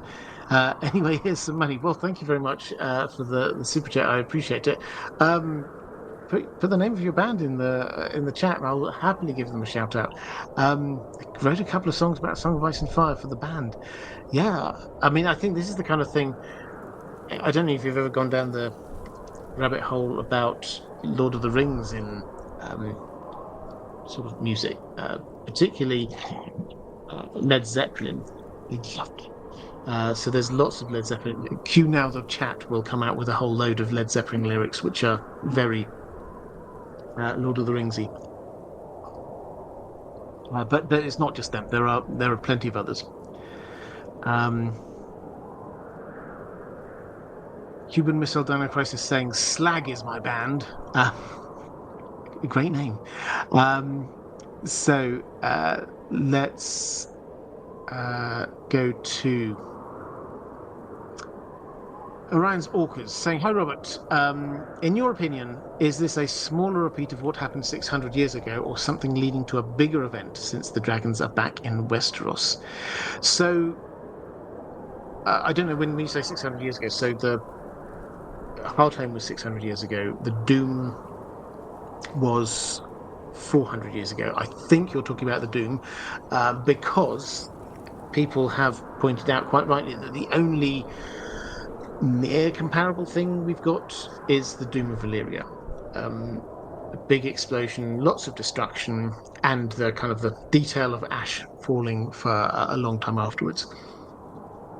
They do appear to be different, though, in terms of the Doom of Valyria. It clearly came from underground, clearly came from the volcanoes, and entire sort of promontory, a massive area of land just got blown up and now becomes sea. That's not what's happened at Hardhome. It's just as far as we can tell, again, we've not been there, so we don't have all the details, but it was just like charred rubble and things on the surface. We're not told of there being a big explosion up and out. So I personally don't think this is the same. There are some similarities, but I don't think it's the same as that. You also talk about the dragons. People, let's tackle this one here for now. I can't remember whether I've got a question on this later. If I have, then let's take this as the answer now. People wonder whether, some people speculate, is this dragons? This is clearly very hot fire in some way. Could this be the dragons? At the time that Valeria was at its height. And there is a working theory that, again, makes some kind of sense. Valeria, the Valerian freehold, ruled over huge swathes of Essos, and not many people could stand in their way. But there was a small slaves' revolt at one point, a few hundred years ago. Some slaves captured the ships that they were on and then piloted those ships up the coast of Essos and founded a new city of freed slaves, which became Braavos. Braavos was first known as the Secret City because they did not announce themselves to the world. The rumors that the trading ships came out from Braavos. There were rumors of this emerging city. That it was made very clear that these are anti-slavery people. This was the first law of Braavos: is there shall be no slaves, and the Valerians kept slaves, so that immediately placed them at odds. And this was a personal snub, insult, that these were their slaves that escaped and founded this city. So the logic goes that the Valerians were desperately trying to find where this secret city was. And maybe you would have to say that anybody who wished to try and figure this out, given the fact that, yes, they were keeping where Braavos was a secret, ships going to and fro, you can tell a little bit here and there. Okay, so you left Pentos, and we know that you're a Braavosi ship, and then you headed north. So where might you be going? You can start to narrow down the bit of the map where this might be. What if, the theory goes, what if the Valerians, maybe not even all of them, maybe just one or two of them, heard about some free folk who'd founded a city on the coast, and what if they thought, and it's somewhere up north, that sounds quite similar to what this secret city might be.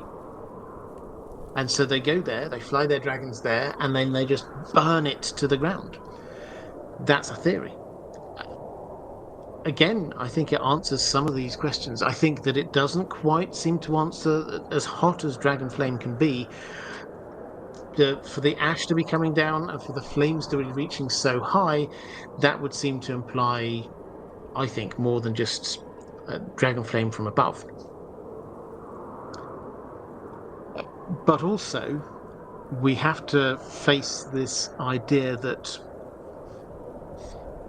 the wall is not, the wall is not just a physical barrier. It's also a magical barrier.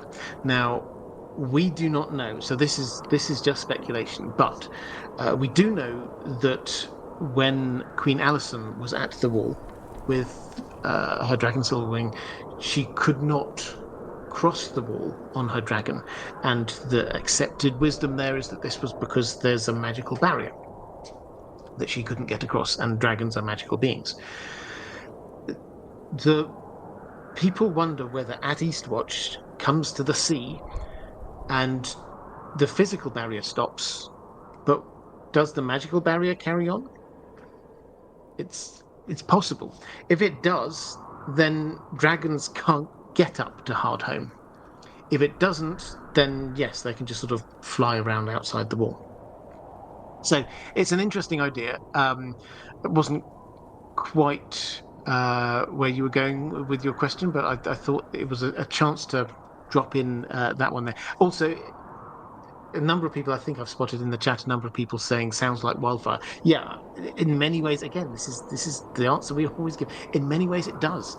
Wildfire is incredibly hot. The flame is shooting hugely high in the sky. Yes, that does make a whole lot of sense. That doesn't answer why. Why is there so much wildfire going on there?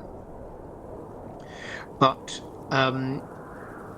also, wildfire's green, and what we're told is that Night's Watch thought it was like the sun was rising in the north. Surely they would have said it was like a green sun rising in the north. So I don't think it's wildfire. Might have been. There might have been some, but I don't think so.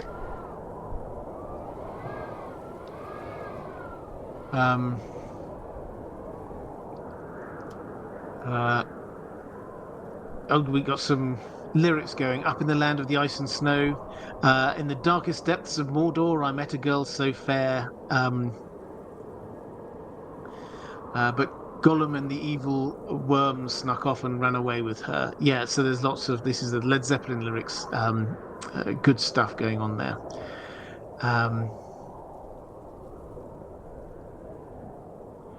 Okay, let's go to a question from A.D. Ross saying, "Good evening, Sir Robert. I hope you and Dan are well." We are, thank you. "I seem to recall hearing a couple of theories from other creators. Frustratingly, I can't remember whom. Shout out to the other creators. If when I get to what the theories are, then and you know which creators have done them, I'm happy to give them a shout out. Put it in the chat. That the Valyrians were involved in the devastation of a Hardhome. Do you give these ideas any credence? Do you have any notion where these theories came from? It seems like an odd connection to me." I think I've just answered that one. I do sometimes do this. I answer in the previous question. I answer the. So yeah, the logic there, just very briefly again, the logic there is that they might have been looking for Bravos and mistaken Hardhome, a new city of free folk, for Bravos somewhere in the north, and burned it down. So that's the logic. We don't have any corroborative evidence from the sort of the Valyrian side. We don't hear any point that a story that's saying that they thought that they discovered this secret city, they burned it down, but turns out they'd made a mistake. Nor do we see any reports of dragons flying there, which would also be a bit of a giveaway.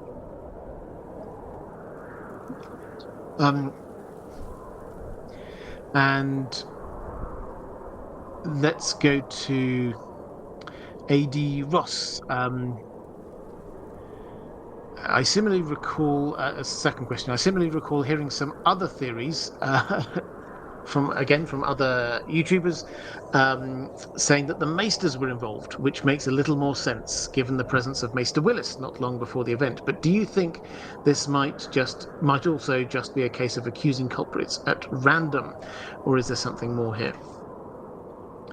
So, Maester Willis is an interesting character. I'll read out. I've got the whole section about him. So this is not a long section.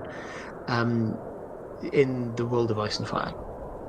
A most fascinating account of Hardhome can be found in Maester Willis's Hardhome, an account of 3 years spent beyond the wall among savages, raiders, and woods witches. Willis journeyed to Hardhome on a Pentoshi trader and established himself there as a healer and counsellor so that he might write of their customs. He was given the protection of Gorm the Wolf, a chieftain who shared control of Hardhome with 3 other chiefs. When Gorm was murdered in a drunken brawl, however, Willis found himself in mortal danger and made his way back to Old Town. There he set down his account, only to vanish the year after the illuminations were done. It was said in the Citadel that he was last seen at the docks looking for a ship that would take him to Eastwatch by the sea. So that's the Maester Willis connection. So there was a Maester in Hardhome. Can we blame him for it? Possibly, but again, I think that the sort of the evidence and the motivation seem a little bit lacking here. We don't know when Maester Willis was there. That's the first fact. Maybe the timing is right. Maybe the timing is not right. We simply don't know. The Maesters, would they have said, and the very next year, Hardhome blew up. That would have been seen as hinting too heavily. Perhaps he was involved, and they wouldn't want to. Question as to what the motivation might be. Is it because he got chased and he found himself, what was the phrasing? He found himself in mortal danger and made his way back down to Old Town. So is that enough to destroy an entire city? Because some people, presumably because they knew that he'd been associate of this Gorm, wanted him dead, would he go up and literally kill the thousands, tens of thousands, perhaps hundreds of thousands of people there? That certainly feels like an overreaction to me. If he'd discovered some horrendous thing which meant that he had to destroy the entire city for whatever reason, would he really have gone all the way down to Old Town, spent a long time writing a book, getting it illuminated, and then waiting a year and then heading back up again?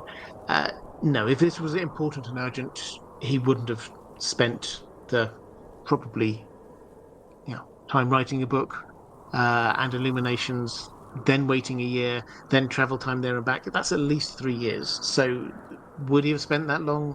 That for something urgent feels unlikely. So there's a sort of a slight information gap here. And I think the other thing is that it's not as suspicious, although the Maesters make it sound suspicious. He was last seen trying to get back up to Eastwatch. Yeah, maybe he was just heading back up there. That doesn't mean he blew the place up. Maybe he really enjoyed it and wanted to go back. Or maybe he was going to go and investigate other places. So this is something, just a bit of a digression, but this is something when you actually start to dig into the world, you'll find that it isn't necessarily obvious when you're just reading the main story. When you're reading the main story, you think Maesters, they get their chains and then they go out and serve some noble family somewhere. Yes, that is one of the career paths for Maesters. But there's also the teaching career path and the administration career path in the Citadel. And there's also the lifelong academic researcher career path. And in that, Maesters travel the world. They're particularly sort of dotted through the world of Ice and Fire. We just get these random references to Maesters popping up in different places.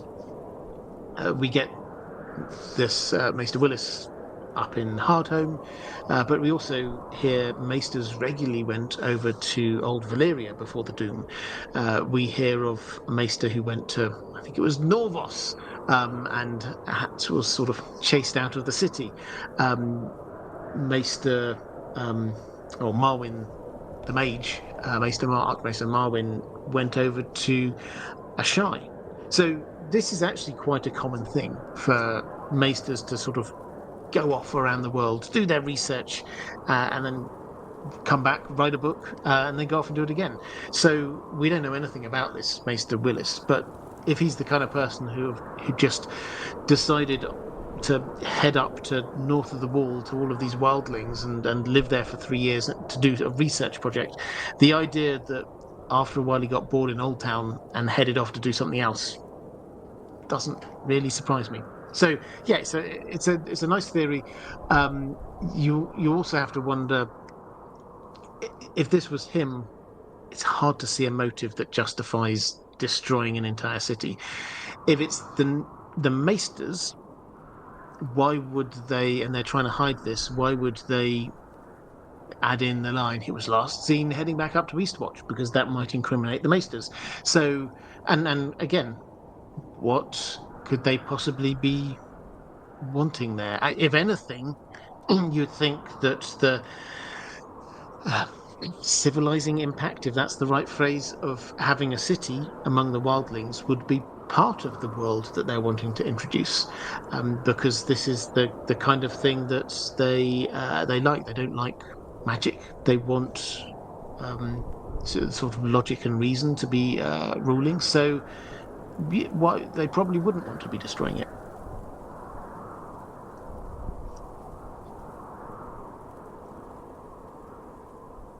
Um, let's go to Randomir Meech. Oh, that was actually, sorry, that was the last question I've got from my patrons about Hardhome specifically. I've got a few more questions that I will be answering, but in terms of Hardhome, that's it. I'll have a quick flick through the chat, see whether there's any more Hardhome specific.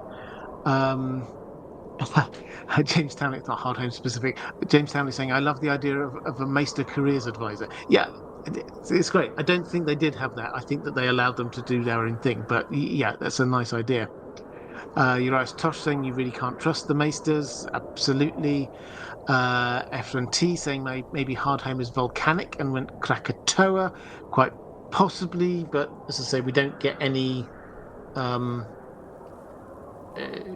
descriptions of like the ground being all erupted. It's just charred rubble and charred bodies, so it doesn't feel like something erupted from underneath.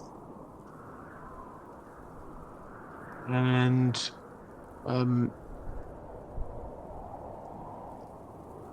it's just Andrew Kay saying it's just another breadcrumb. George R. Martin leaving for us to head in so many directions with Hardhome, very deliberately so from George R. Martin. Yeah, absolutely. Okay. Avatar saying, hey, the first time I've caught a stream, love your videos. Well, thank you very much and welcome. Do please get involved in the chat. There's some fantastic people in the chat who I'm sure will say hello to you. Andrew Kay saying gas vents in the cliff caves works a lot for me. Obviously, they could ignite in a massive way, and in real life, known to make eerie sounds in cave systems. Yeah, nice idea. So if they're in the cave systems, then gas vents, and if they caught fire, perhaps, and then whoosh, I don't know. I think I'd need to be a better scientist than I am to know to be able to talk intelligently on that one. But yeah, that sounds like a nice idea. And Amber saying in George R. Martin's 2004 A Feast for Crows outline, John's story and the book was supposed to end at Hardhome. Do you think that means anything for the significance of the town? I think I'd have to have a proper look in at that, but I think the short answer is no.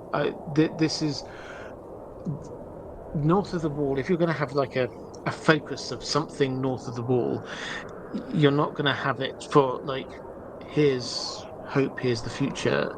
It's not going to be Craster's Keep. It's not going to be just like White Tree because it's teeny tiny. Fist of the First Men is very far north and is very much a kind of a defensive structure.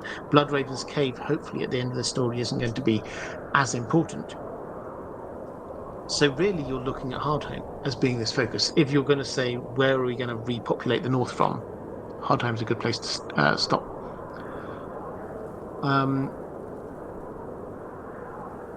Let's go to, so I've got some questions, as I say, not specifically about Hardhome, but about other things. 2 questions. This is Ranabir Mitra about my latest video. Is the Night's King a Stark? Yes, so that's sort of ending the series on the Starks, Winterfell crypts, and things like that. It was quite a long series, not in terms of the number of videos necessarily, but the time it took me to do it. I do appreciate it, so I apologize for that. What I'll probably do, which I did for a series I did, a Lord of the Rings series about the War of the Ring, is I put them into a compilation video. So all of the ones in that kind of series, I just stitched them together, tried to edit it so that it was it made some kind of logical sense. So I will stitch all of those together, I think, and put that up as a compilation at some point in the next couple of weeks. I'm doing that actually. I'm doing that also for the Varys, Illyrio, and Young Griff series that I did, which I've sort of also relatively recently finished off. That had 8 or 9 videos in that, so I put that there. That will appear in a couple of weeks. Some people said when I did the previous one, they really liked that, so I will do that one again. Harshmellow79 saying, love your content. Thank you.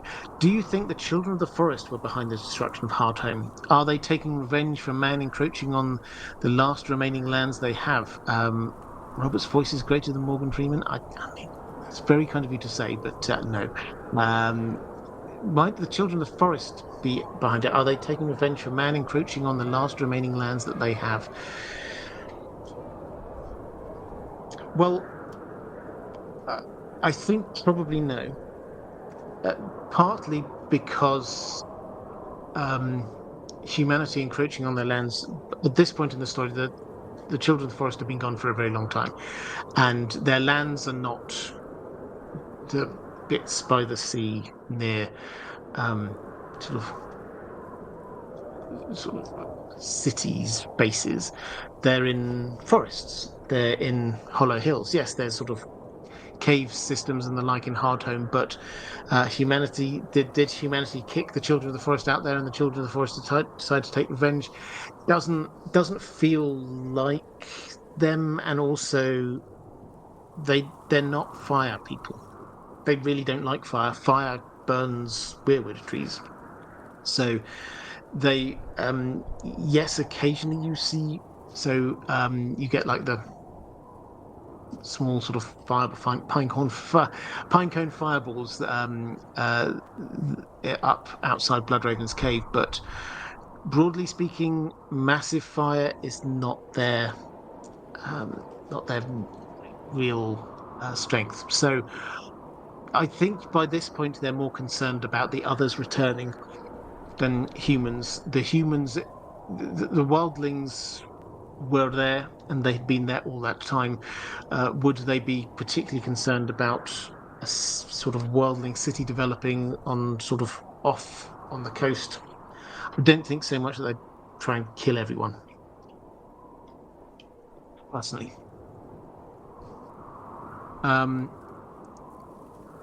Let's go. Question from. Oh, actually, I got distracted. I started talking about Ranabir Mitra's question. I do apologise.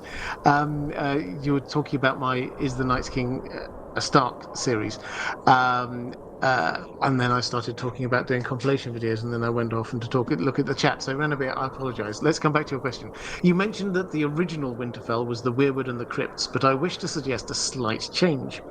The original Winterfell is just that weirwood and the deep pond beside it, such that when Bran sees that sacrifice in his visions, the white-haired woman with the bronze sickle, we're actually seeing the first potential crypt resident in what later becomes the crypts of Winterfell. What do you think? Yeah, I think it's quite possible. So the two bits here just to pick up on, in case you didn't get this thought.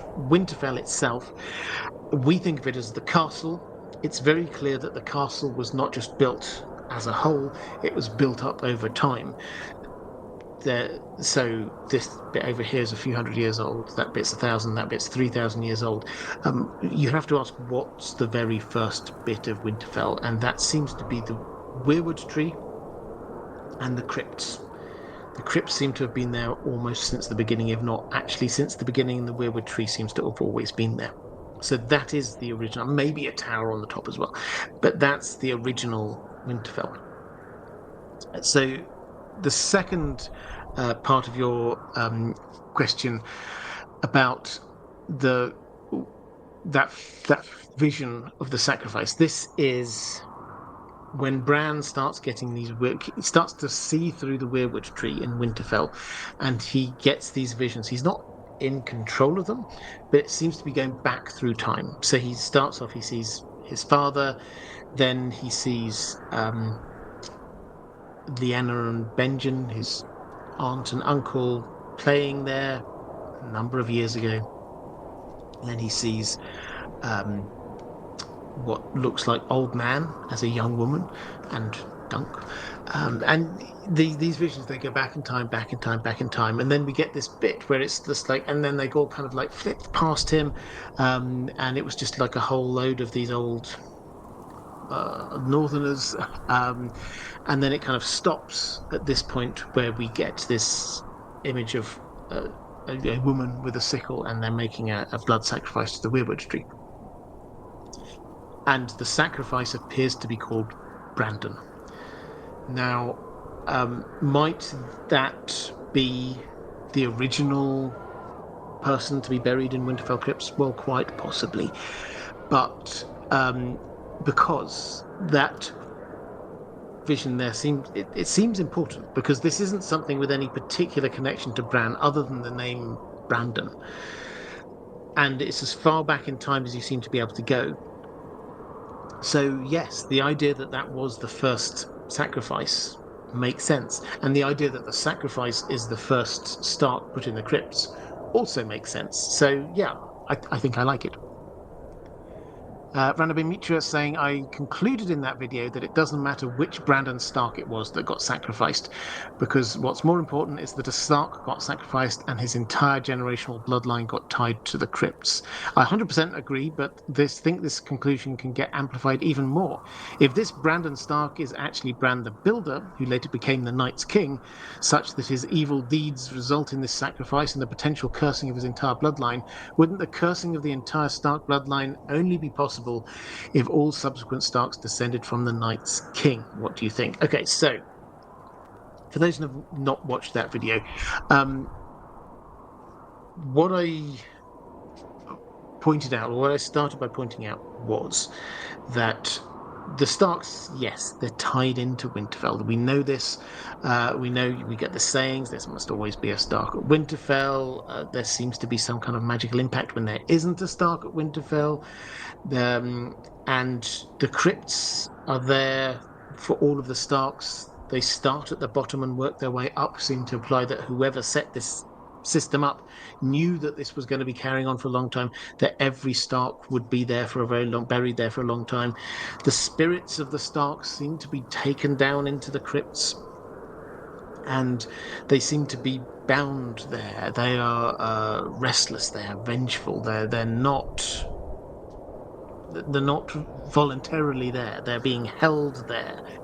And that, when you sort of add all of those facts, that turns what's going on there from this is the Starks being honoured, they're always supposed to be ruling the land, they're great, to this feels like they're, I don't know, being punished, paying off a debt, something along those lines. That the deal is that something happened which meant that the Starks now, every generation of Starks, their spirits get bound down there so that they can come back. If you buy with me this idea that the statues are going to come to life, because George R. Martin has flagged that up so much, that for thousands of years the Starks have been bound there in order to, at some point, come out and help save humanity, presumably against the others, which seems to imply that there was something perhaps that they did wrong. I tied that in with the Night's King, with this idea that perhaps the Night's King was a Stark. Is that this original sin of the Starks? Is it that and we shouldn't take the Night's King legend literally? George R. Martin says this a lot. His legends are legends. They're not intended to be literal truth of what happened. These are stories which is passed down from generation to generation, which are changed generation to generation. So we probably should just kind of take the feel of them, which is that there's a Stark, head of the Night's Watch, who does a terrible thing, probably connected to the others. That, for me, seems to kind of tie in. So, does the magic need the first person there to be the antecedent of all the Starks that followed. I mean, it makes sense, but we don't know the deal of the magic. I mean, there are plenty of times when the Stark line doesn't just go down father, son, father, son, father, son. It sort of like jumps across to a brother and then down, or something along those lines. So, there's without knowing the details of that original magical pact of some kind, and there has to have been one. Some powerful magic had to have been wrought in order to bind the Stark spirits there. Without knowing what the wording was, I think we can't answer that question. I'm afraid. So in terms of powerful magic, just the last point on this. In terms of powerful magic, it had to have been very powerful magic, because you're not just binding a person's spirit, you're binding thousands of years worth of spirits against their will in a place, which will have required definitely some huge sacrifice.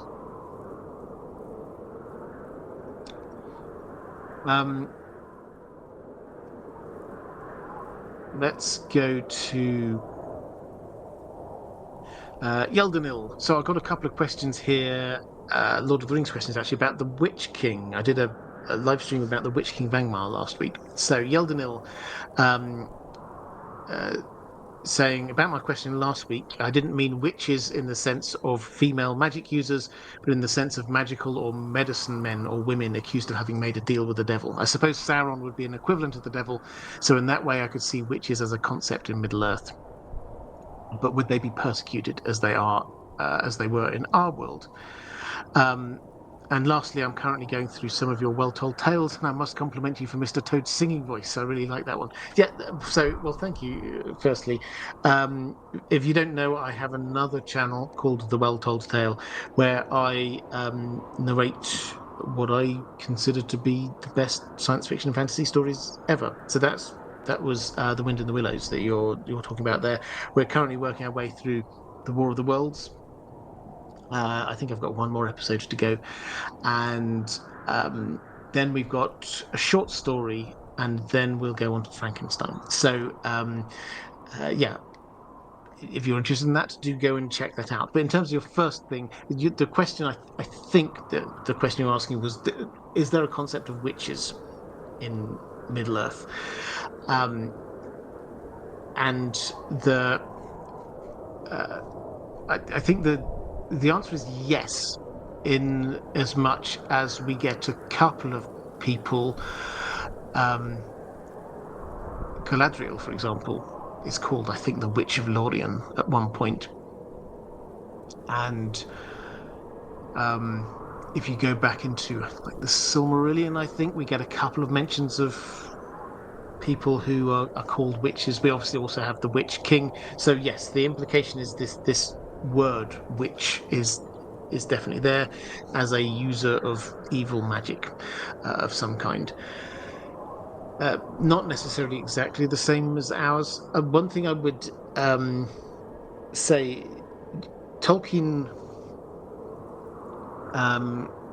he wrote this. He thought a lot about magic and what magic actually was and how it worked. And we often just sort of almost dismiss it by saying he had a very soft magic system. He did, in as much as he didn't give us the in order to cast this spell you need this, this, and this. But he thought very deeply about what magic was. And in one letter, he says this: I have not used magic consistently. And indeed, the Elven Queen Galadriel is obliged to remonstrate with the hobbits on their confused use of the word, both for the devices and operations of the enemy and for those of the elves. I have not, because there is not a word for the latter, since all human stories have suffered the same confusion. But the elves are there to demonstrate the difference. Their magic is art, and its object is art, not power.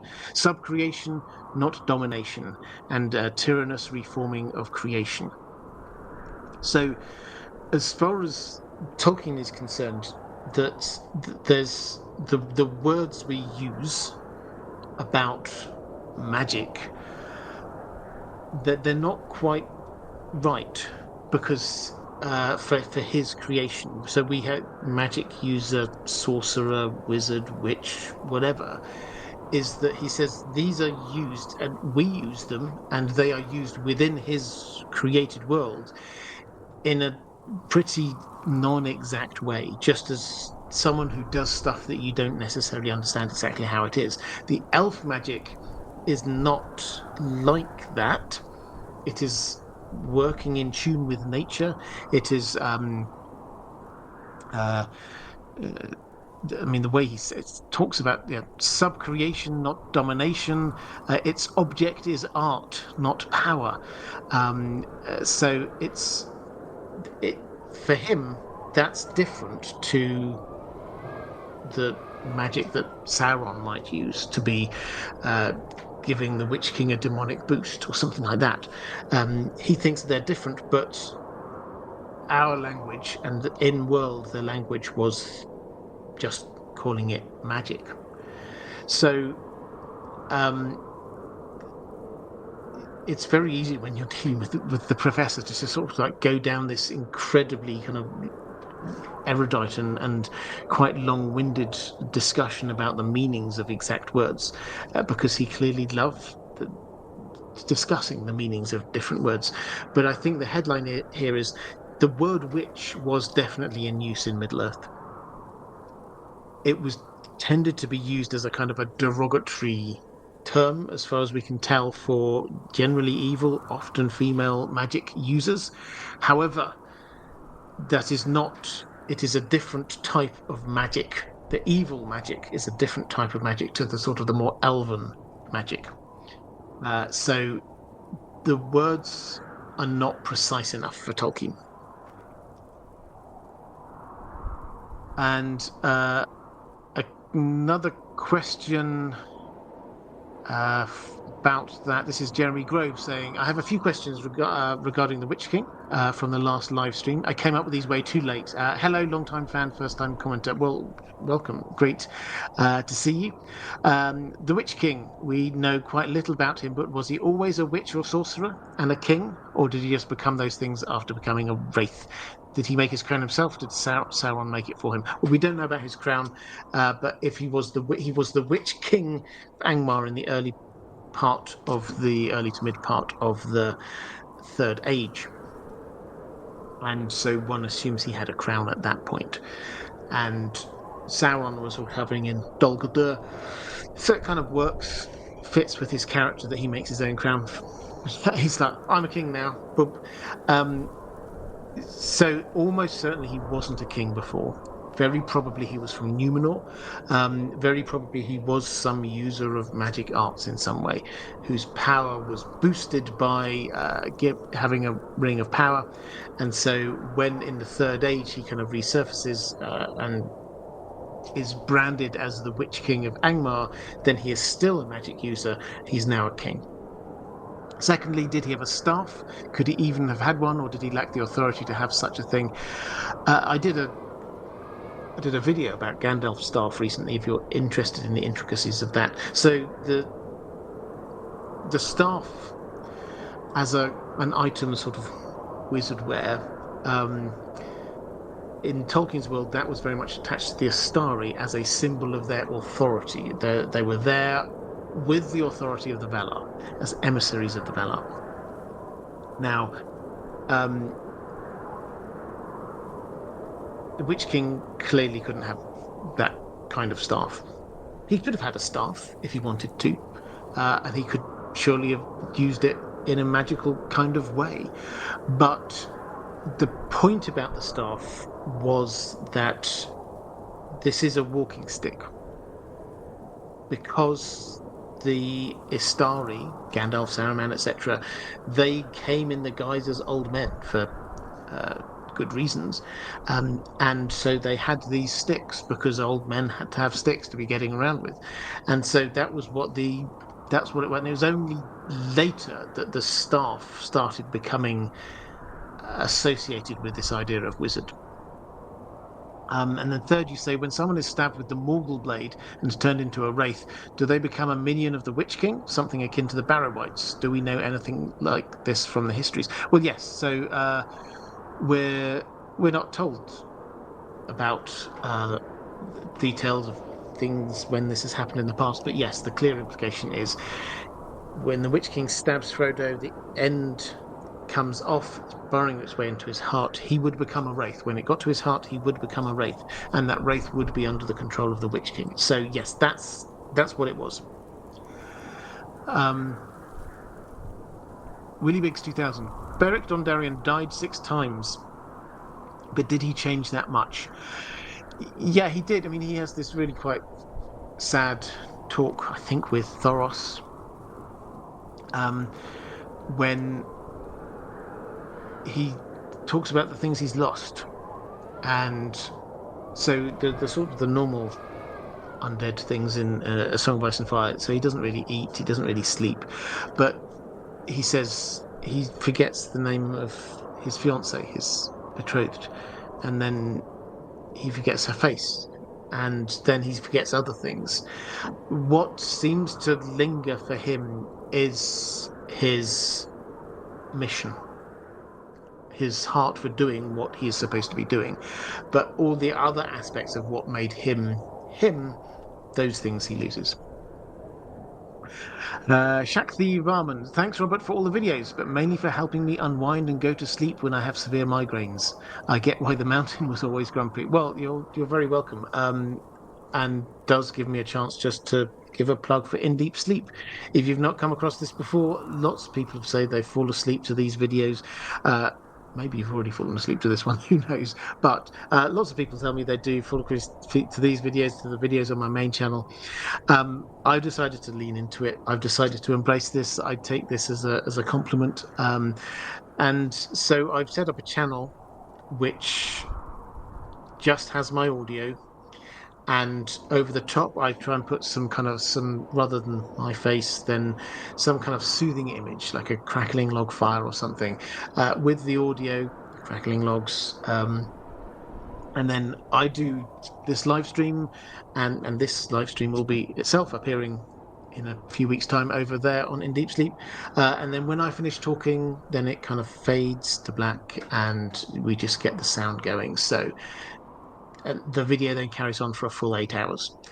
So the idea is that you can just fall asleep and you don't have to worry. There's no adverts in the middle. There might be some at the beginning or end, but once you're into the video, no adverts, and it just hopefully people will be able to use that to go to sleep. So that's intended from me as a way to help people. If you want to just watch these main videos, of course you're more than welcome, but if you want that, do go and check that out. Right, that's all the questions from my patrons. Let's have a quick flick through the chat. Kalnitsky saying, I feel for the mountain too, but only to a certain point. Agreed. Wheezy Squeeze Box saying not sleeping yet. Yeah, hopefully soon. Hopefully soon. Sleep is good.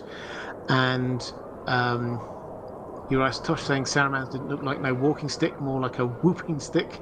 Well, yeah. So they clearly weren't just a walking stick, but that was the idea to start with. They were old men. And Urias Tosh saying magic is just science for the ignorant. Even in magic stories, no matter how big or little the magic, it's usually learned and follows a system of education and use. Tony Gabagul, probably mispronounced that, apologies, saying second live stream ever, welcome, saying love IDG and the amazing community, started listening to the channel and it inspired me to rewatch the series and then read A Song of Ice and Fire, just read Fire and Blood and Dunk and Egg. Oh, you've made my day, thank you very much. That makes me very happy when I can help inspire people to be reading the books.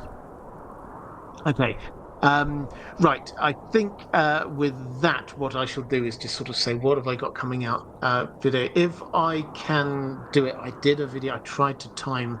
I always forget doing topical videos, but on the main channel, I'm going to try and get was Sauron really a necromancer video out for tomorrow for Halloween? And I've got a couple more Witcher videos coming out soon. I've done one back in, so actually, as of the time of recording this, the new Witcher season 4 is out today. So I will watch that, and I'll let people know what I think about that. But I did a video on the new Witcher book, which will be coming out very soon, Crossroads of Ravens, and I've also done, and it will come out probably in 2 or 3 weeks' time, another Witcher video about, if you've ever wondered what is going on between Geralt, Yennefer, and Triss. I've just broken it down, so just to explain what's going on there. But other than that, we will be going back to the normal Lord of the Rings and Song of Ice and Fire videos, and hopefully I'll be able to get some shorts back up. I took a little break from doing some shorts, but that will be coming back up. What do I need to do? I've already thanked patrons. I've already thanked moderators. Send a bit more love to the moderators if you're there in the chat. But we will be back next week. Haven't decided what to do yet. Let me know down in the comments what you think. So yeah, I'll pick something, probably another one in the mysteries of sort of Westeros in the world of Ice and Fire. So let me know down in the comments what you think, and I will see you. Oh, if you're watching later, appearing here are going to be the other videos appearing here, linked to Patreon. But other than that, take care, everyone, and I will see you same time next week.